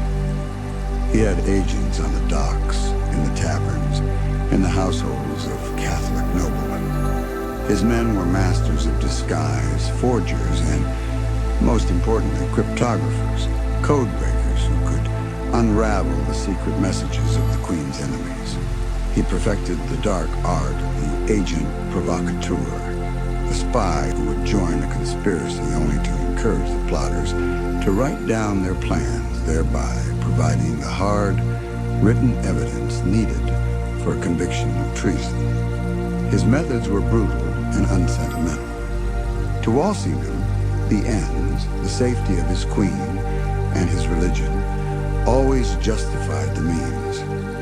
His loyalty was absolute, not to the woman Elizabeth, whom he often found frustratingly indecisive and maddeningly merciful, but to the Protestant institution of the monarchy she represented. He didn't have to wait long for a major test. In 1571, even before he formally took control of the intelligence services, The Ridolfi plot was uncovered. It was a grand international conspiracy, far more sophisticated than the Rising of the North. It involved the same players, Mary, Queen of Scots, and the hapless Duke of Norfolk. The plan, orchestrated by a Florentine banker named Roberto Ridolfi, who acted as a secret agent for the Pope, was to assassinate Elizabeth, launch a Spanish invasion of England, and place Mary on the throne, married to the Duke of Norfolk. But Cecil and Walsingham's fledgling network was already watching. They intercepted Ridolfi's couriers, and their code breakers went to work on the captured letters. They painstakingly deciphered the messages, revealing the full, staggering scope of the plot. The evidence was irrefutable. The Duke of Norfolk was arrested again. This time there would be no mercy. He was tried for treason, and after months of agonizing hesitation from Elizabeth, he was beheaded on Tower Hill. Elizabeth had finally been forced to execute one of her own cousins, the highest-ranking nobleman in her kingdom. And what of Mary? The evidence of her complicity was undeniable. She was not a passive pawn. She was an active and willing participant in the plot to kill Elizabeth. Parliament and the Privy Council begged for her blood. Cut off the head, they argued, and the rest of the body will die. To them, it was simple, brutal logic. Mary was a magnet for treason. As long as she lived, Elizabeth would never be safe. But Elizabeth, to their infinite frustration, refused. The Sphinx retreated behind her riddle. She was a monarch, and Mary, despite everything, was a monarch. An anointed queen, her own blood. To execute a queen was to break a sacred taboo. It would set a terrifying precedent, so she did nothing. Mary was moved to a more secure location. Her household staff reduced, her correspondence more tightly monitored. But she remained alive, a captive queen in a gilded cage, dreaming of freedom and revenge, the still silent center of every Catholic hope and every Protestant fear. The long, slow, deadly game of cat and mouse between Walsingham, the hunter, and Mary, the prey, had just begun. The execution of the Duke of Norfolk cast a long, cold shadow over Elizabeth's court. It was a somber milestone, a sign that the Queen's reign, which had begun with such bright hope, had entered a darker, more dangerous phase. The threat from within had been dealt with for now, but the threat from without loomed larger than ever. Spain, under the command of the fanatically Catholic King Philip II, was at the height of its power. Its armies were the most feared in Europe, and its treasure fleets, laden with the silver of the New World, funded a vast global empire. Philip saw himself as the sword of the Catholic Church, and he viewed Elizabeth's Protestant England as a cancerous heresy that must one day be excised. Elizabeth knew she could not fight Spain head-on. England was a small nation with a small army. Her only hope was diplomacy, to play the great powers of Europe off against each other. And her greatest diplomatic asset, the one card she still held, was her own unmarried hand. By the 1570s, she was in her 40s, an age when most royal women were long since married and mothers to a brood of children. The image of the Virgin Queen was beginning to solidify. But in the courts of Europe, it was still seen as a temporary state of affairs. Surely, they reasoned, she must eventually marry to secure the succession. And so began the most bizarre and brilliant diplomatic courtship of the era. The suitor was Francis, Duke of Anjou and Alençon, the youngest son of the formidable Catherine de' Medici and the brother of the King of France. He was in many ways a deeply unpromising candidate. He was more than 20 years her junior. He was notoriously ugly, his face deeply pitted and scarred by a severe bout of smallpox as a child, which had also left him with a deformed nose. And of course, he was a Catholic and a Frenchman.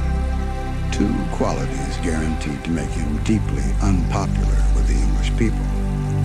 Yet for nearly a decade, Elizabeth engaged in this elaborate charade of a courtship. Why? Because she understood the grand map of European power better than anyone. Spain was the great enemy. France, though Catholic, was Spain's traditional rival. An alliance with France, even a phantom one, could hold Philip of Spain in check, forcing him to worry about a war on two fronts if he ever decided to move against England.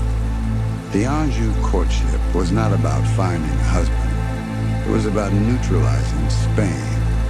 It was a magnificent, high-stakes theatrical production, and Elizabeth played her part with relish. She gave her suitor a playful, private nickname, her Frog.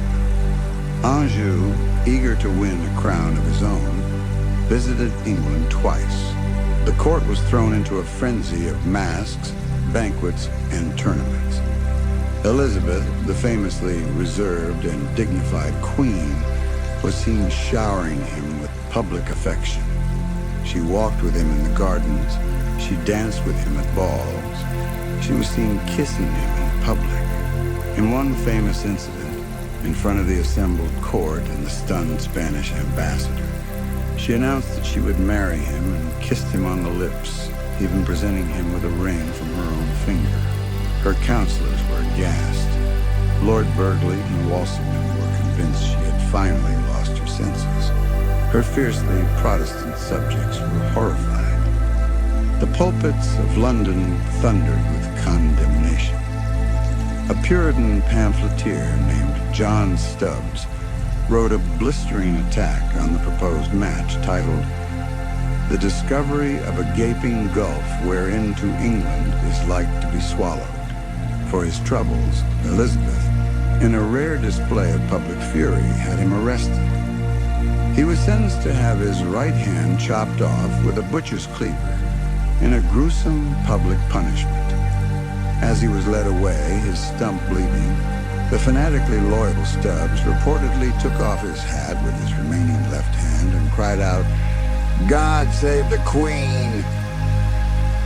Hasn't it revealed the depth of public feeling against the match? It may have given Elizabeth the political cover she needed, but what she had probably intended all along. After months of apparent enthusiasm, she began to back away. She found endless reasons to delay. She insisted on impossible conditions regarding his religion and his role in government. She lamented the opposition of her people, whose happiness, she claimed, was her only desire. The charade continued until the Duke of Anjou, frustrated and humiliated, finally gave up and returned to France, where he died a few years later. Elizabeth had played the game to perfection. She had used her frog to keep France on her side and Spain off balance for the better part of a decade, all without firing a single shot or spending a single pound on a war. She had once again turned her perceived weakness, her gender and unmarried state, into a unique and powerful strength. It was the Sphinx's riddle in action.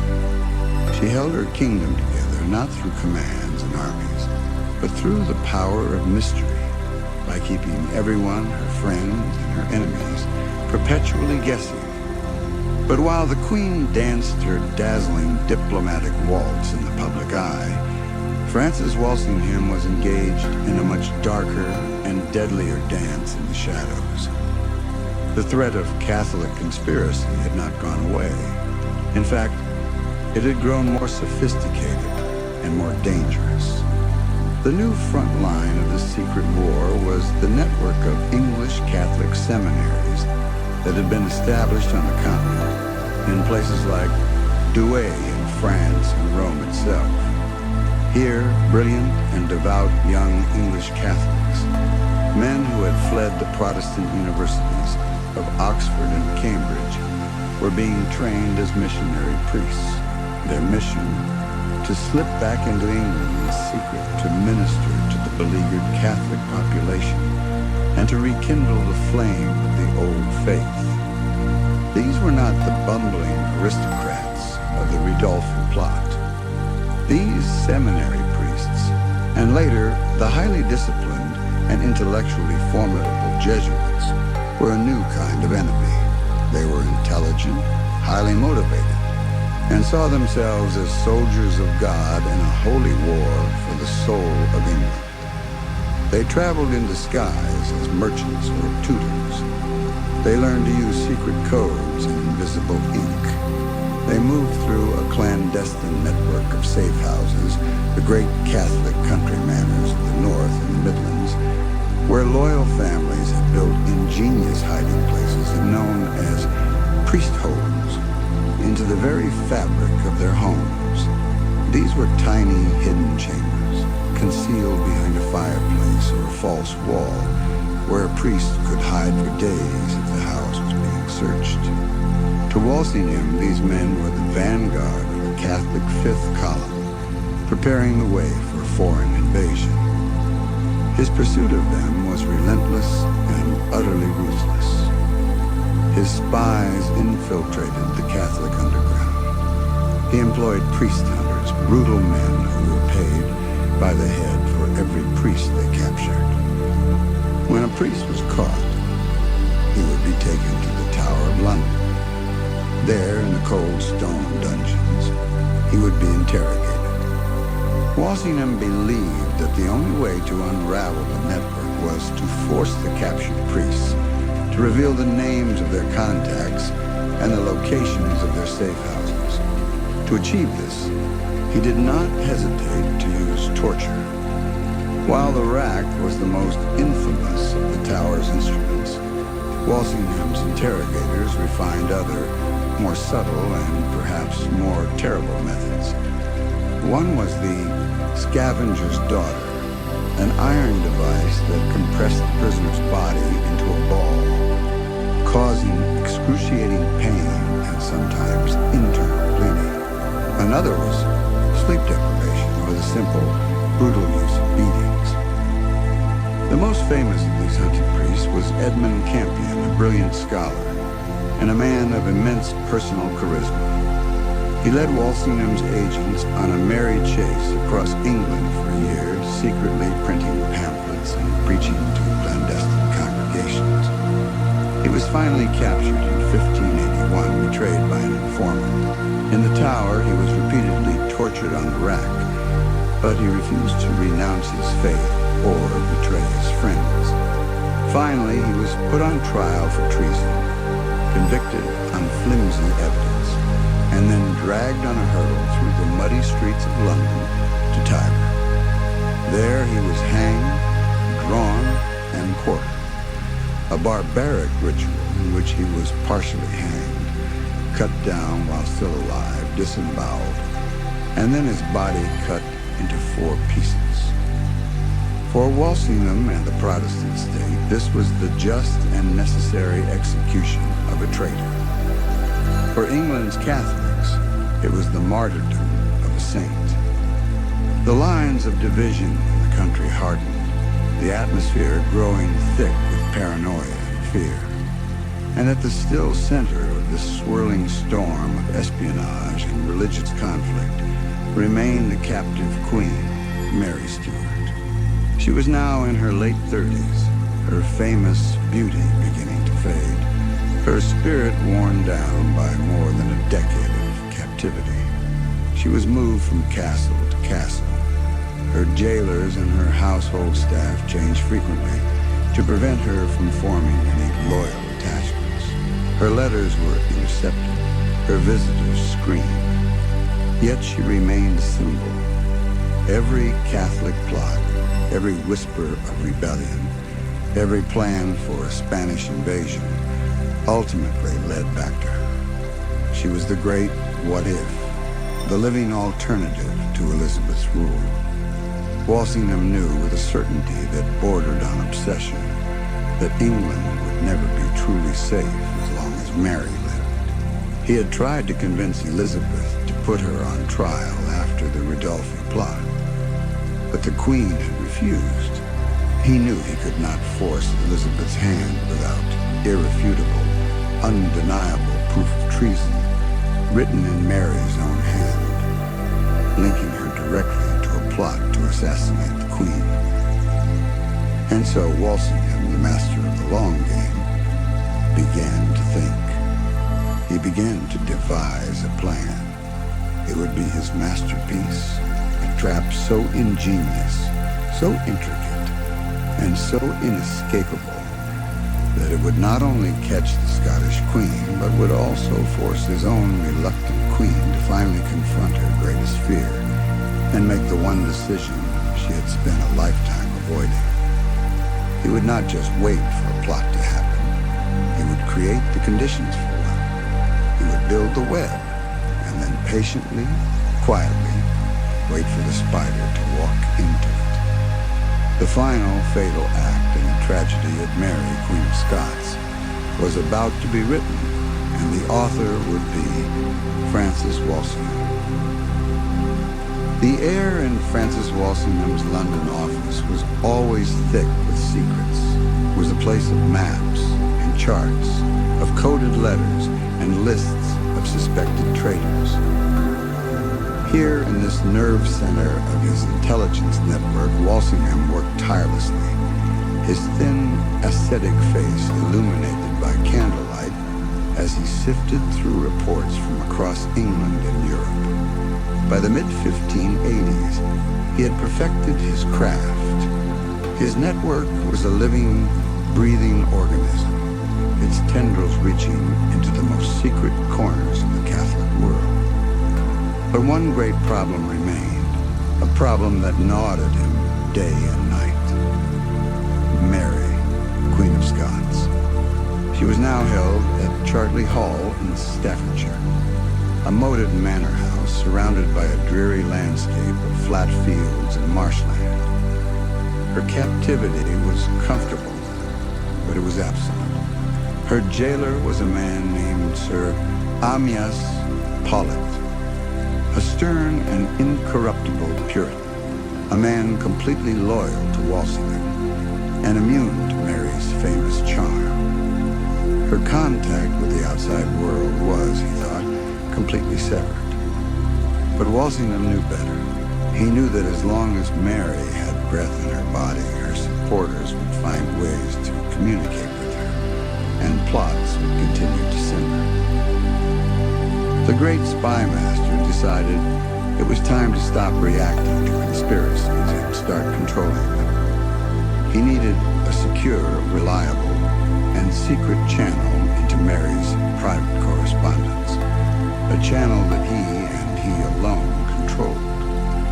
He needed her to believe she was communicating in secret with her allies, while in reality, she would be communicating directly with him. The plan he devised was a model of ruthless ingenuity. The key was a man named Gilbert Gifford. Gifford was a young Catholic from a respectable family who had been training for the priesthood at the English seminary in Reims.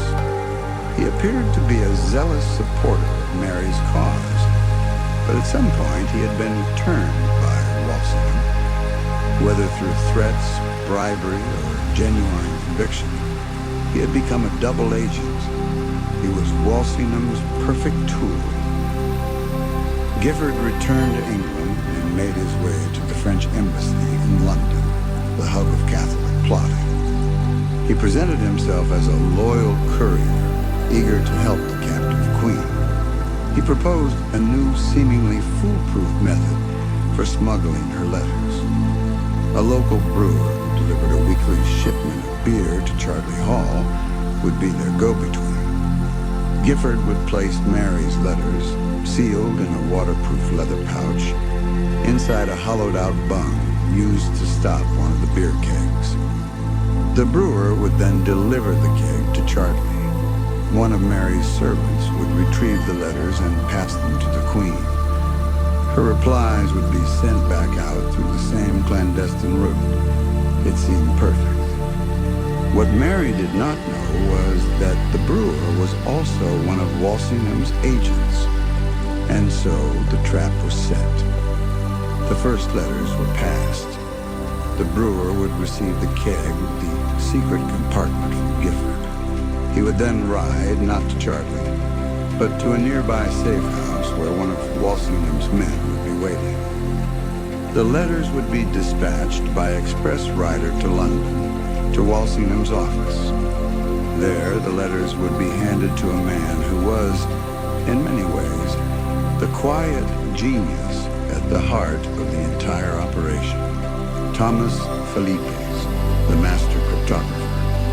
Philippes was a small, unassuming man with an almost supernatural gift for languages and codes. In his office, he would carefully break the seals on Mary's letters using a heated wire.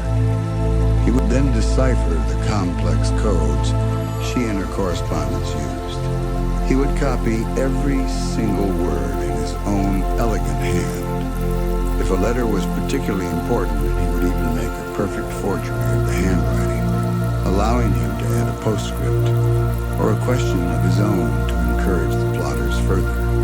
Once copied and, if necessary, altered, the letters would be resealed so perfectly, using a collection of forged seals that no one could tell they had been opened. They were then sent back to the brewer, who would place them back in the beer keg and make his delivery to Chartley.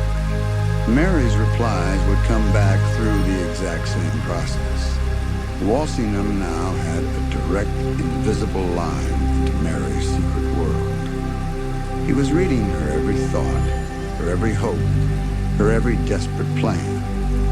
The beer keg post office was open for business. All Walsingham had to do was wait for a plot to emerge, and then gently, carefully, guide it towards its self-destructive conclusion. He did not have to wait long. A new conspiracy was already taking shape. This one led by a wealthy and hopelessly romantic young Catholic courtier named Anthony Babington. Babington had served as a page in Mary's household during her earlier captivity and had become infatuated with her, seeing her as a beautiful, wronged queen from a chivalric romance. He and a group of other hot-headed young Catholic gentlemen hatched a wild, six-part plan. They would assassinate Queen Elizabeth, incite a rebellion of English Catholics, and, with the help of a Spanish invasion, place Mary on the throne. Through Gilbert Gifford, Babington made contact with Mary. Using the beer keg post office, he wrote her a long, detailed letter in July 1586. In it, he laid out the entire conspiracy, explicitly mentioning the 6 points of the plan, including the dispatch of the usurping competitor, the assassination of Elizabeth. He asked for Mary's approval and guidance. This was the moment Walsingham had been working towards for years. Everything depended on Mary's reply. Would she be cautious? Would she, after all her years of captivity, sense a trap? Walsingham held his breath. The letter reached Mary at Chartley. She read it, her heart pounding with a familiar, dangerous excitement. Here it was, the chance she had been waiting for: freedom, revenge, a throne. Her long years of frustration and boredom had worn down her natural caution. Her desperation overrode her judgment. On the 17th of July, she sat down and composed a reply to Babington. It was a long, detailed letter, full of advice on how the rebellion and the invasion should be managed. And then, in a single, fatal paragraph, she sealed her doom. She endorsed the entire plan. She gave her blessing to their enterprise. And crucially, she made it clear that she supported the dispatch of Elizabeth, arguing that she could not be freed until Elizabeth was dead. The letter made its journey back through the beer keg post office. When it arrived on Philippe's desk in London, he quickly decoded it. There it was, the proof, the smoking gun. Walsingham had her. Philippe's, in a small, chilling gesture of triumph, drew a tiny sketch of a gallows on the margin of the copy he sent to his master. Walsingham could have closed the net then and there, but he was a thorough man. He allowed the copy of Mary's incriminating letter to be sent on to Babington. He wanted to see who else was involved, who else would respond. Once he had all the names, he slammed the trap shut. Babington and his co-conspirators were rounded up. They were interrogated, they confessed, and they were subjected to the most horrific form of public execution imaginable. But the real target had always been Mary. One sunny August morning, while she was out riding, her jailer, Sir Amyas Paulet, informed her that her rooms were to be searched. Her secretaries were arrested. Her papers and coffers were seized. Among them, Walsingham's agents found the incriminating drafts of her letters to Babington. Drafts which conveniently matched the copies he had so meticulously preserved. A special court of 36 commissioners, including Lord Burghley, Walsingham, and some of the most powerful nobles in England, was appointed to try her for treason at Fotheringhay Castle in Northamptonshire. Mary at first refused to recognize the court's authority. She was an anointed queen, she argued, not a common criminal to be tried by her cousin's subjects. I am a queen, she declared, her old pride flaring, and I will not plead as a criminal. But she was eventually persuaded that to refuse to answer the charges would be seen as an admission of guilt. The trial was a show trial. The evidence was overwhelming. The letters, the copies, and her own drafts were presented. Her own secretaries, terrified and possibly tortured, testified against her. Mary, without a lawyer, without access to her papers, conducted her own defense with remarkable courage and intelligence. She denied everything. She claimed the letters were forgeries. She wept. She raged. She eloquently defended her honor, but it was hopeless. The verdict, when it came, was a foregone conclusion. Mary, Queen of Scots, was found guilty of imagining and compassing Queen Elizabeth's death. The sentence was death. But only one person in England could order the execution of an anointed queen. Once again, it fell to Elizabeth. Parliament assembled and in a joint petition formally begged her to sign the death warrant. The entire country, it seemed, was holding its breath. For Elizabeth, this was the agony of her reign. This was the moment the Sphinx's riddle turned inward, forcing a choice she had spent a lifetime avoiding. For agonizing months, she prevaricated. She was thrown into a state of profound oppression and indecision. She would storm at her counsel, then fall into long, melancholic silences. She would pick up the warrant, pen in hand, and then throw it down again. Your safety is my only care, she told her people. But the cost was a torment to her soul. She was being asked to kill her own blood, a fellow queen. It was a violation of the natural order, a sin against God and monarchy. In her desperation, she even sought a darker way out. She sent hints to Amyas Paulet, Mary's jailer, that perhaps the problem could be solved quietly. Could he not, she suggested, find some way to shorten the life of his charge? A private assassination, a convenient illness. It would spare her the public spectacle and the personal guilt of signing the warrant. But Paulette, a man of rigid Puritan principle, was horrified. God forbid, he wrote back, refusing to be her secret assassin, that I should make so foul a shipwreck of my conscience. There was no easy way out. The responsibility was hers and hers alone. Finally, on the 1st of February, 1587, she gave in. Her secretary, William Davison, brought her the warrant. She signed it. According to his later self-serving testimony, she did so almost casually, making a dark joke about it. But once he had left the room with the signed document, her mood shifted. She seemed to regret it instantly, flying into a rage, claiming she had been tricked, that she had never meant for it to be dispatched so quickly. Was this genuine remorse? Or was it the Sphinx's final masterful act of political theater? Was she creating plausible deniability for the eyes of the world, and perhaps for her own conscience, positioning herself as the grieving cousin forced into a terrible act by her overzealous counsel? To this day, no one knows for sure. But it was too late. The warrant, signed and sealed, was rushed north by the council, who were terrified she would change her mind again. On the cold, gray morning of the 8th of February, 1587, Mary Stuart, Queen of Scots, dressed defiantly in black velvet, walked to a scaffold that had been erected in the great hall of Fotheringhay Castle. Her face was calm.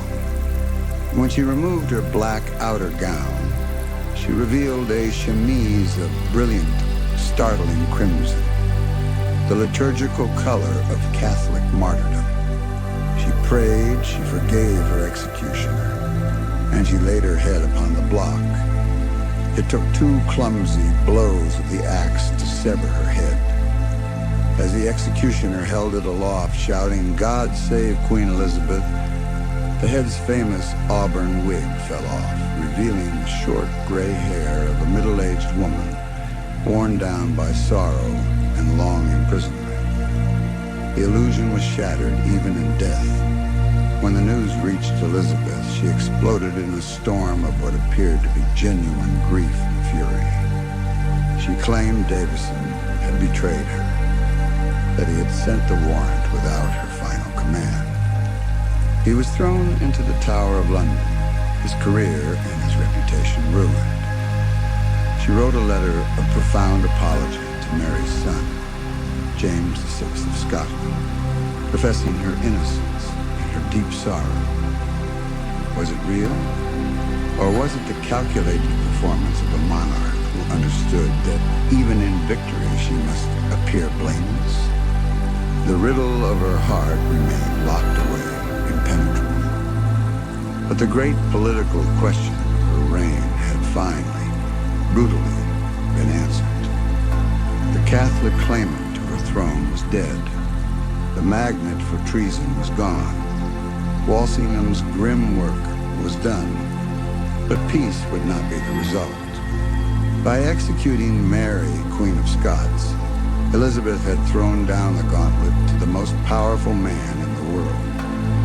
She had, in effect, signed a declaration of war. The greatest test of her reign was yet to come. The news of Mary's execution spread across Europe like a shock wave. In the cold monastic palace of El Escorial, near Madrid, King Philip II of Spain received the dispatch. He was a man of quiet, austere habits, a ruler who governed his vast global empire from a small, sparsely furnished office. He dressed in sober black, his demeanor as rigid and unyielding as his Catholic faith. For years he had tolerated Elizabeth and her heretic kingdom. He had tolerated the piratical raids of her sea dogs, men like Francis Drake and John Hawkins, who plundered his treasure fleets returning from the New World. He had tolerated her clandestine support of the Protestant rebels in the Netherlands, a territory he considered his own inheritance, which had been mired in a brutal, bloody revolt against Spanish rule for years. He had endured her endless diplomatic games, her flirtations with his French rivals. But the execution of an anointed Catholic queen was the final, unforgivable insult. Mary, in her will, had bequeathed her claim to the English throne not to her Protestant son James, but to Philip himself. For Philip, this was no longer just politics. It was a crusade. He was the sword of the Catholic Church, the chosen instrument of God's will. He would avenge the death of the Scottish martyr. He would depose the illegitimate usurper. And he would bring the defiant little island of England back into the fold of the true faith by force. From his desk at El Escorial, he issued the order. The enterprise of England, a plan that had been discussed and debated for years, was now to be put into action. All the vast resources of the Spanish Empire were to be marshaled for this single, holy purpose. The gold and silver from the mines of Peru and Mexico would fund it. The great forests of Spain and the Baltic would provide the timber. The naval expertise of Portugal, which Philip now also ruled, would be harnessed. He would assemble the greatest fleet the world had ever seen, an armada invincible, an invincible fleet. The plan was logical and, on paper, unstoppable.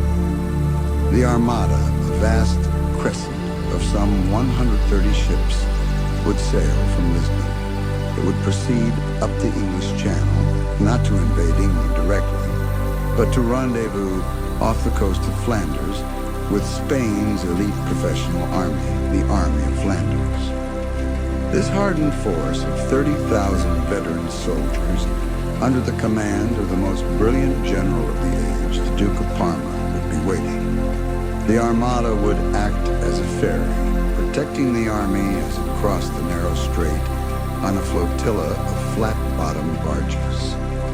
Once ashore in Kent, Parma's unstoppable troops would march on London.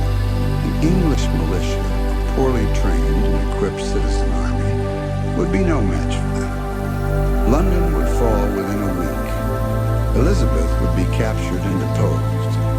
The conquest would be swift and total. It was a grand, rational, and seemingly flawless plan. In England, as news of the gargantuan preparations in Spanish ports filtered in, the mood was a mixture of defiant patriotism and stark, gut-wrenching terror. This was not a secret plot by a handful of disgruntled gentlemen. This was the full, overwhelming might of a global superpower. Spain was the 16th century equivalent of a military juggernaut. England was a plucky underdog, a nation of merchants and farmers with a small professional navy and a patchwork militia. The odds were terrifyingly long. But Elizabeth and her council had been preparing for this day for years. While Philip built his grand fleet, Elizabeth's own sea dogs had been inadvertently creating a new kind of navy and a new kind of naval warfare. The Spanish ships, the great galleons, were magnificent but cumbersome.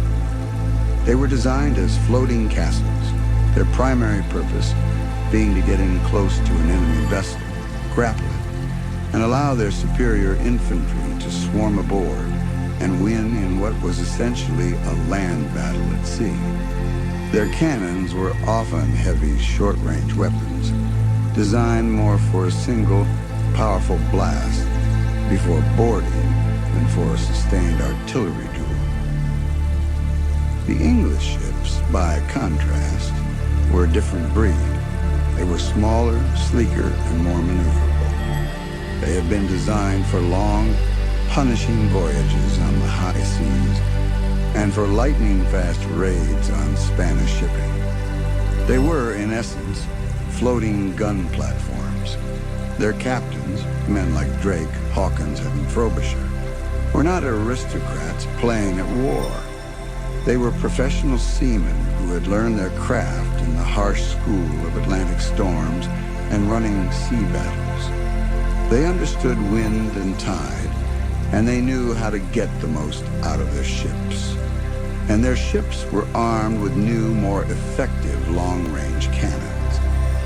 The English strategy was not to board, but to stand off, to use their superior speed and the skill of their sailors to outmaneuver the enemy and to pound them to pieces with relentless, accurate, long-range cannon fire. The clash with the Armada would be the ultimate test of this new philosophy of naval warfare. In late July 1588, after months of delays caused by bad weather and logistical problems, the Armada was finally sighted off the coast of Cornwall. A prearranged system of signal beacons built on hilltops all along the south coast was lit. A chain of fire flashed across the country from Plymouth to London, a dramatic and terrifying announcement that the long-dreaded invasion had begun. The English fleet, under the command of the Lord High Admiral, Lord Howard of Effingham, sailed out from Plymouth to meet them. Howard was the noble figurehead, but the tactical command was effectively in the hands of his Vice Admiral, the irrepressible Sir Francis Drake. Legend has it that Drake, when told the Armada was in sight, was in the middle of a game of bowls on Plymouth Hoe. He calmly insisted on finishing his game, remarking that there was plenty of time to win the game and thrash the Spaniards too. The story is likely apocryphal, but it perfectly captures the cool, confident, almost arrogant spirit of the English sea captains. What followed was a week-long running battle up the English Channel. The vast Spanish crescent, magnificently disciplined, plowed steadily eastward. The smaller English ships, like a pack of hounds harrying a great bear, nipped at their flanks. The English captains darted in, fired a broadside, and then used their superior agility to slip away before the Spanish could bring their heavy guns or their soldiers to bear. The English cannons did damage, splintering wood and tearing through rigging, but the thick oak hulls of the Spanish galleons absorbed much of the punishment. The English were running dangerously low on ammunition, and a sense of frustration was growing. The Spanish plan, battered but intact, seemed to be working. They were proceeding inexorably towards their rendezvous point with Parma's army off the coast of Calais. This was the crisis point. If the Armada succeeded in anchoring and linking up with Parma's barges, nothing could stop the invasion. The fate of England hung in the balance. On the night of the 7th of August, with the Armada anchored in a tight formation just off Calais, the English commanders unleashed a desperate, brilliant plan, a piece of psychological warfare that Drake had long advocated. They took 8 of their own ships, empty hulks no longer fit for battle, and packed them with anything that would burn: pitch, brimstone, gunpowder, and tar. They set them ablaze, and under the cover of darkness, sent them sailing on the wind and the tide directly into the heart of the anchored Spanish fleet. Physically, the hellburners, as they were called, did little damage, but their psychological effect was devastating. The Spanish sailors who had faced English cannon fire with stoic bravery were terrified of fire. They had heard horrifying tales of the explosive, packed fire ships used against them in the Netherlands. Panic broke out. In the darkness and confusion, Spanish captains gave the order to cut their anchor cables to escape the approaching flames. The proud, disciplined crescent formation, which had held for a week, dissolved into a terrified, scattered mob of individual ships, drifting helplessly into the North Sea. The English had wanted chaos, and now they had it. The next morning, at the Battle of Gravelines, the English fleet fell upon the scattered and disorganized Spanish ships. Now the English advantage in gunnery and maneuverability was decisive. They could isolate the great galleons one by one. They sailed in close, sometimes suicidally so, unleashing brutal, repeated broadsides at point-blank range, tearing through the hulls and decks of the Spanish ships. The Spanish, unable to get close enough to board and with their anchor cables cut, could not effectively fight back. It was a slaughter. By the end of the day, the Spanish were beaten, their spirit broken. But their ordeal was far from over. The wind, which had so far been a fickle ally, now turned into their ultimate destroyer. A strong, unseasonable, southwesterly gale, what the English would forever after call a Protestant wind, began to blow. It prevented the battered armada from regrouping or returning to the relative safety of the channel. Their only option was a long, desperate voyage home, north around the treacherous coast of Scotland, and then south along the storm-lashed, uncharted west coast of Ireland. It was on this terrible voyage that the invincible Armada was truly destroyed. Starved of fresh water and food, their ships leaking, their crews sick with typhus and demoralized, they were savaged by a series of ferocious Atlantic storms. Ship after ship was smashed against the cliffs of Ireland and Scotland. Spanish sailors who struggled ashore, hoping for mercy, were often killed by local English garrisons or Irish clansmen.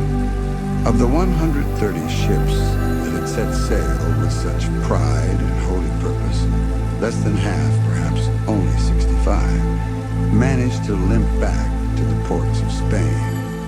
Philip's great crusade had ended in a catastrophic, humiliating failure.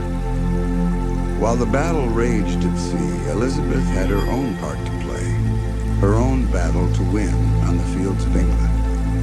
With Parma's army still a potent threat, a large English force, mostly composed of militia, was gathered at Tilbury on the Thames estuary to defend the approach to London. And it was here, on the 9th of August, that Elizabeth had her finest hour. Dressed in a silver breastplate over a white velvet gown, a general's baton in her hand, she rode on a great white horse among her troops. The Sphinx, the mistress of ambiguity and delay, was gone. In her place was a warrior queen, a leader ready to share the fate of her people. Her words that day, delivered in a clear, ringing voice that carried across the assembled ranks, have echoed through the centuries, a perfect encapsulation of her reign and her bond with her people. My loving people, she called out, I know I have the body of a weak and feeble woman, but I have the heart and stomach of a king, and of a king of England too, and think foul scorn that Parma, or Spain, or any prince of Europe should dare to invade the borders of my realm. She was promising to lead them herself, to take up arms, to live and die amongst them. It was a magnificent performance, a moment of pure unifying leadership that galvanized a terrified nation and enshrined her forever in the hearts of her subjects as Gloriana. The defeat of the Armada was more than a military victory.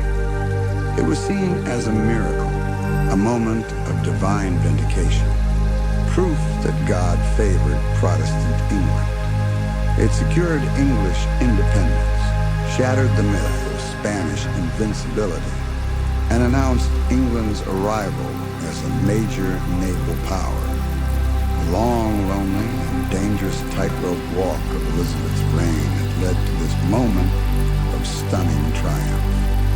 The plots, the espionage, the diplomatic games, the agonizing decisions, all of it had been a prelude to this. The riddle of the Sphinx was finally answered for all to see. How had she survived and prospered? She had done it with cunning, with patience, and with a core of iron will. She had done it by turning her perceived weaknesses into her greatest strengths. She ruled not through brute force, but through the careful management of her image, her information, and her options.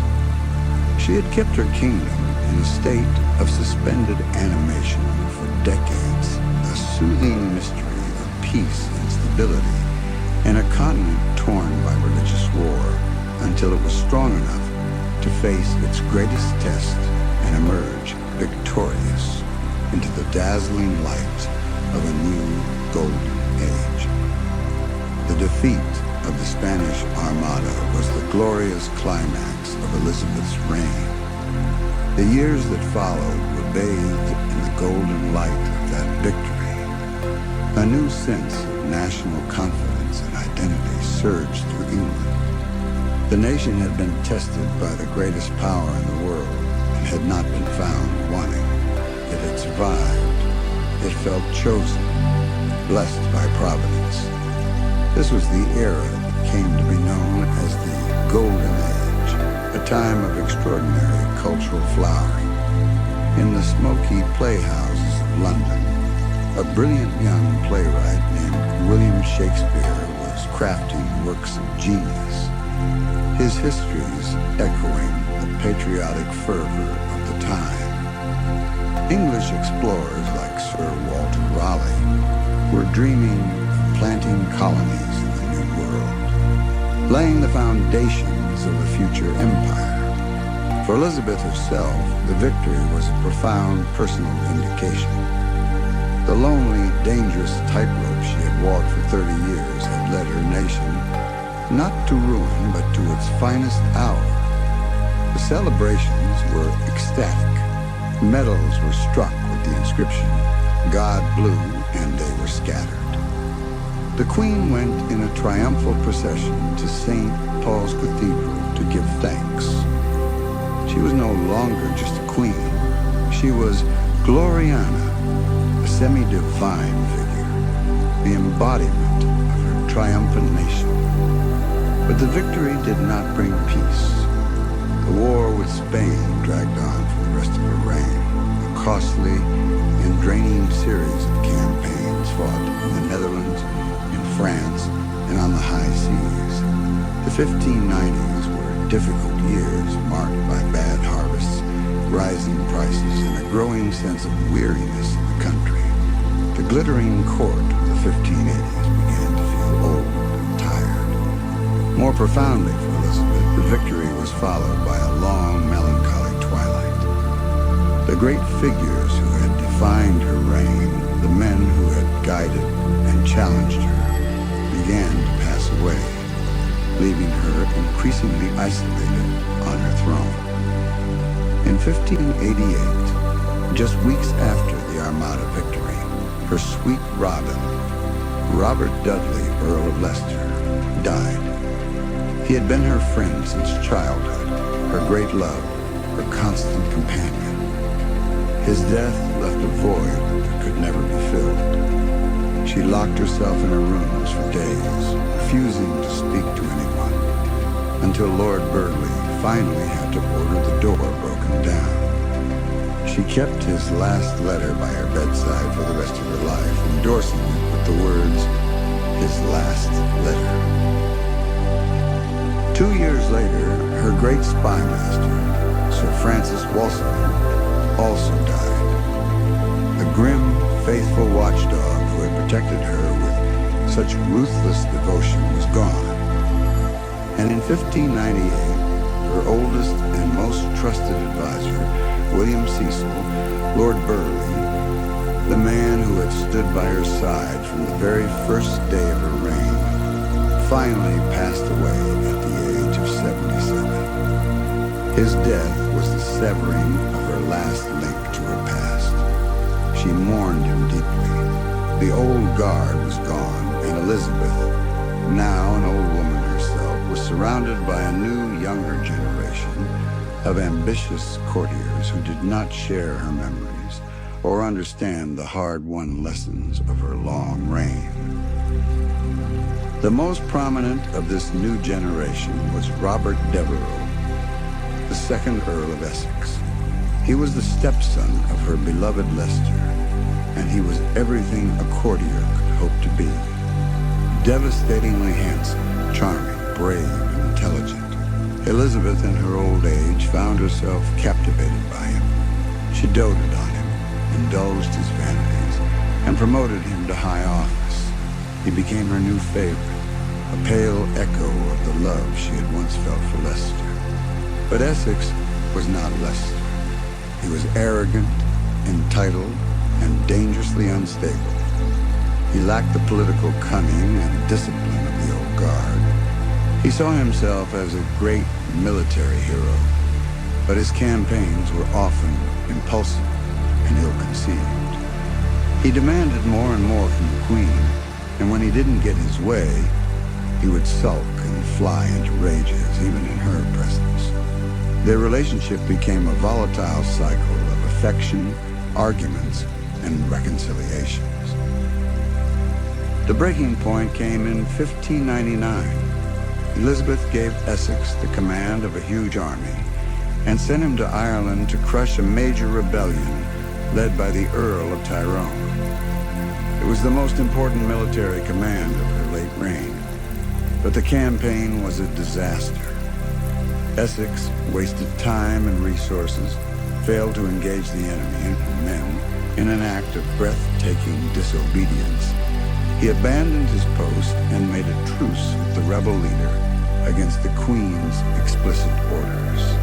He then rushed back to London, burst into the Queen's private chambers at Nonsuch Palace, and found her unadorned without her wig or makeup, an old woman stripped of her royal majesty. It was an unforgivable intrusion. Elizabeth, furious at his failures and his insolence, stripped him of his offices and placed him under house arrest. Essex, his pride wounded and his fortunes ruined, made one last desperate gamble. In February 1601, he gathered a few hundred of his followers and attempted to march on the palace to raise the city of London in a rebellion against the Queen's evil counselors. It was a pathetic, foolish, and treasonous act. The citizens of London did not rise. The rebellion fizzled out within hours. Essex was arrested. For Elizabeth, it was a final heartbreaking betrayal. She had loved this young man like a son, but he had committed treason. There could be no forgiveness this time. She had to sign the death warrant of the last man she had truly cared for. An unruly horse, she is reported to have said sadly, must be broken to his manage. But the act broke a part of her, too. After Essex was beheaded in the Tower, a deep and lasting melancholy settled over the Queen from which she would never fully recover. In her final years, she was a living legend, but also a profoundly lonely figure. The court was a place of whispers and maneuvering, as everyone looked to the future, to her successor, King James VI of Scotland, the son of Mary, Queen of Scots. Elizabeth, in a final act of political wisdom, had made it clear that he was her chosen heir, ensuring a peaceful transfer of power. But the knowledge that the son of her great rival would succeed her must have been a source of deep and complex irony. Her health began to fail. She suffered from bouts of depression. She would stand for hours, staring at the tapestries, lost in thought, her finger in her mouth. Her ladies-in-waiting would find her with tears on her cheeks, and she would not say why. In her final weeks, she refused to go to bed, convinced that if she lay down, she would never get up again. She had cushions piled on the floor and sat there, propped up for days, refusing food, refusing medicine, her eyes wide and fixed on some distant inner landscape. The great lords of the council knelt before her, begging her to rest. "Must," she whispered, her voice a faint echo of its former power, "is not a word to be used to princes." She remained the queen, inscrutable and indomitable, to the very end. She died in the early hours of the 24th of March in 1603 at Richmond Palace. She had reigned for 44 years. She had inherited a bankrupt, divided, and fearful island. And she had bequeathed a confident, prosperous, and powerful nation on the cusp of empire. The Sphinx of England was finally silent. She had kept her secrets, and her greatest riddle, the mystery of her own heart, went with her to the grave. But the larger riddle, the one that had baffled the world for nearly half a century, was now solved. How had she done it? How had a lone woman survived and triumphed against such impossible odds? She had done it by being a sphinx, by using ambiguity as a shield and time as a weapon. She had held her kingdom together, not with force, but with wisdom, with courage, and with an unwavering devotion to the welfare of her people. Her life was a long and soothing mystery, a story not of grand conquest, but of quiet endurance, a testament to the profound and lasting power of a single, extraordinary human spirit. The golden age was over, but the legend of Gloriana, the Virgin Queen, the Sphinx of England, had just begun. And so the light of the last Tudor monarch flickered and went out. In the quiet moments after her death, as the news spread across the kingdom, a sense of profound finality settled over England. An era had ended. The world that Elizabeth had known, a world of religious strife, dynastic uncertainty, and existential threat, had been navigated and, against all odds, mastered. The crown passed peacefully, as she had intended, to James VI of Scotland, the son of her great rival, Mary. He rode south to claim his new kingdom, uniting the crowns of England and Scotland for the first time. He was a new kind of king for a new century, a scholar and a family man, a stark contrast to the enigmatic Virgin Queen he succeeded.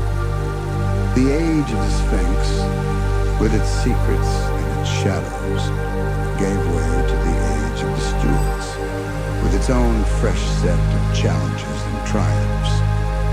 But the legend of Elizabeth endured.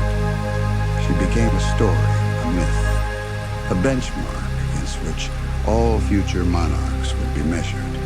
She had taught her nation not just how to survive, but how to be great. She had taken a small, fearful island and imbued it with a sense of its own destiny. Her riddle was never fully solved, for the heart of a monarch, like the heart of any person, is a realm of its own.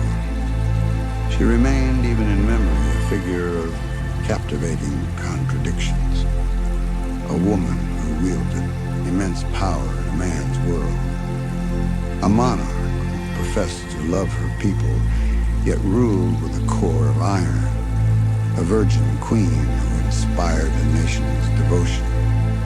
The soothing mystery from the sands of time was not about the answer, but about the enduring power of the question itself, a question that continues to fascinate and inspire, echoing softly through the corridors of history. The story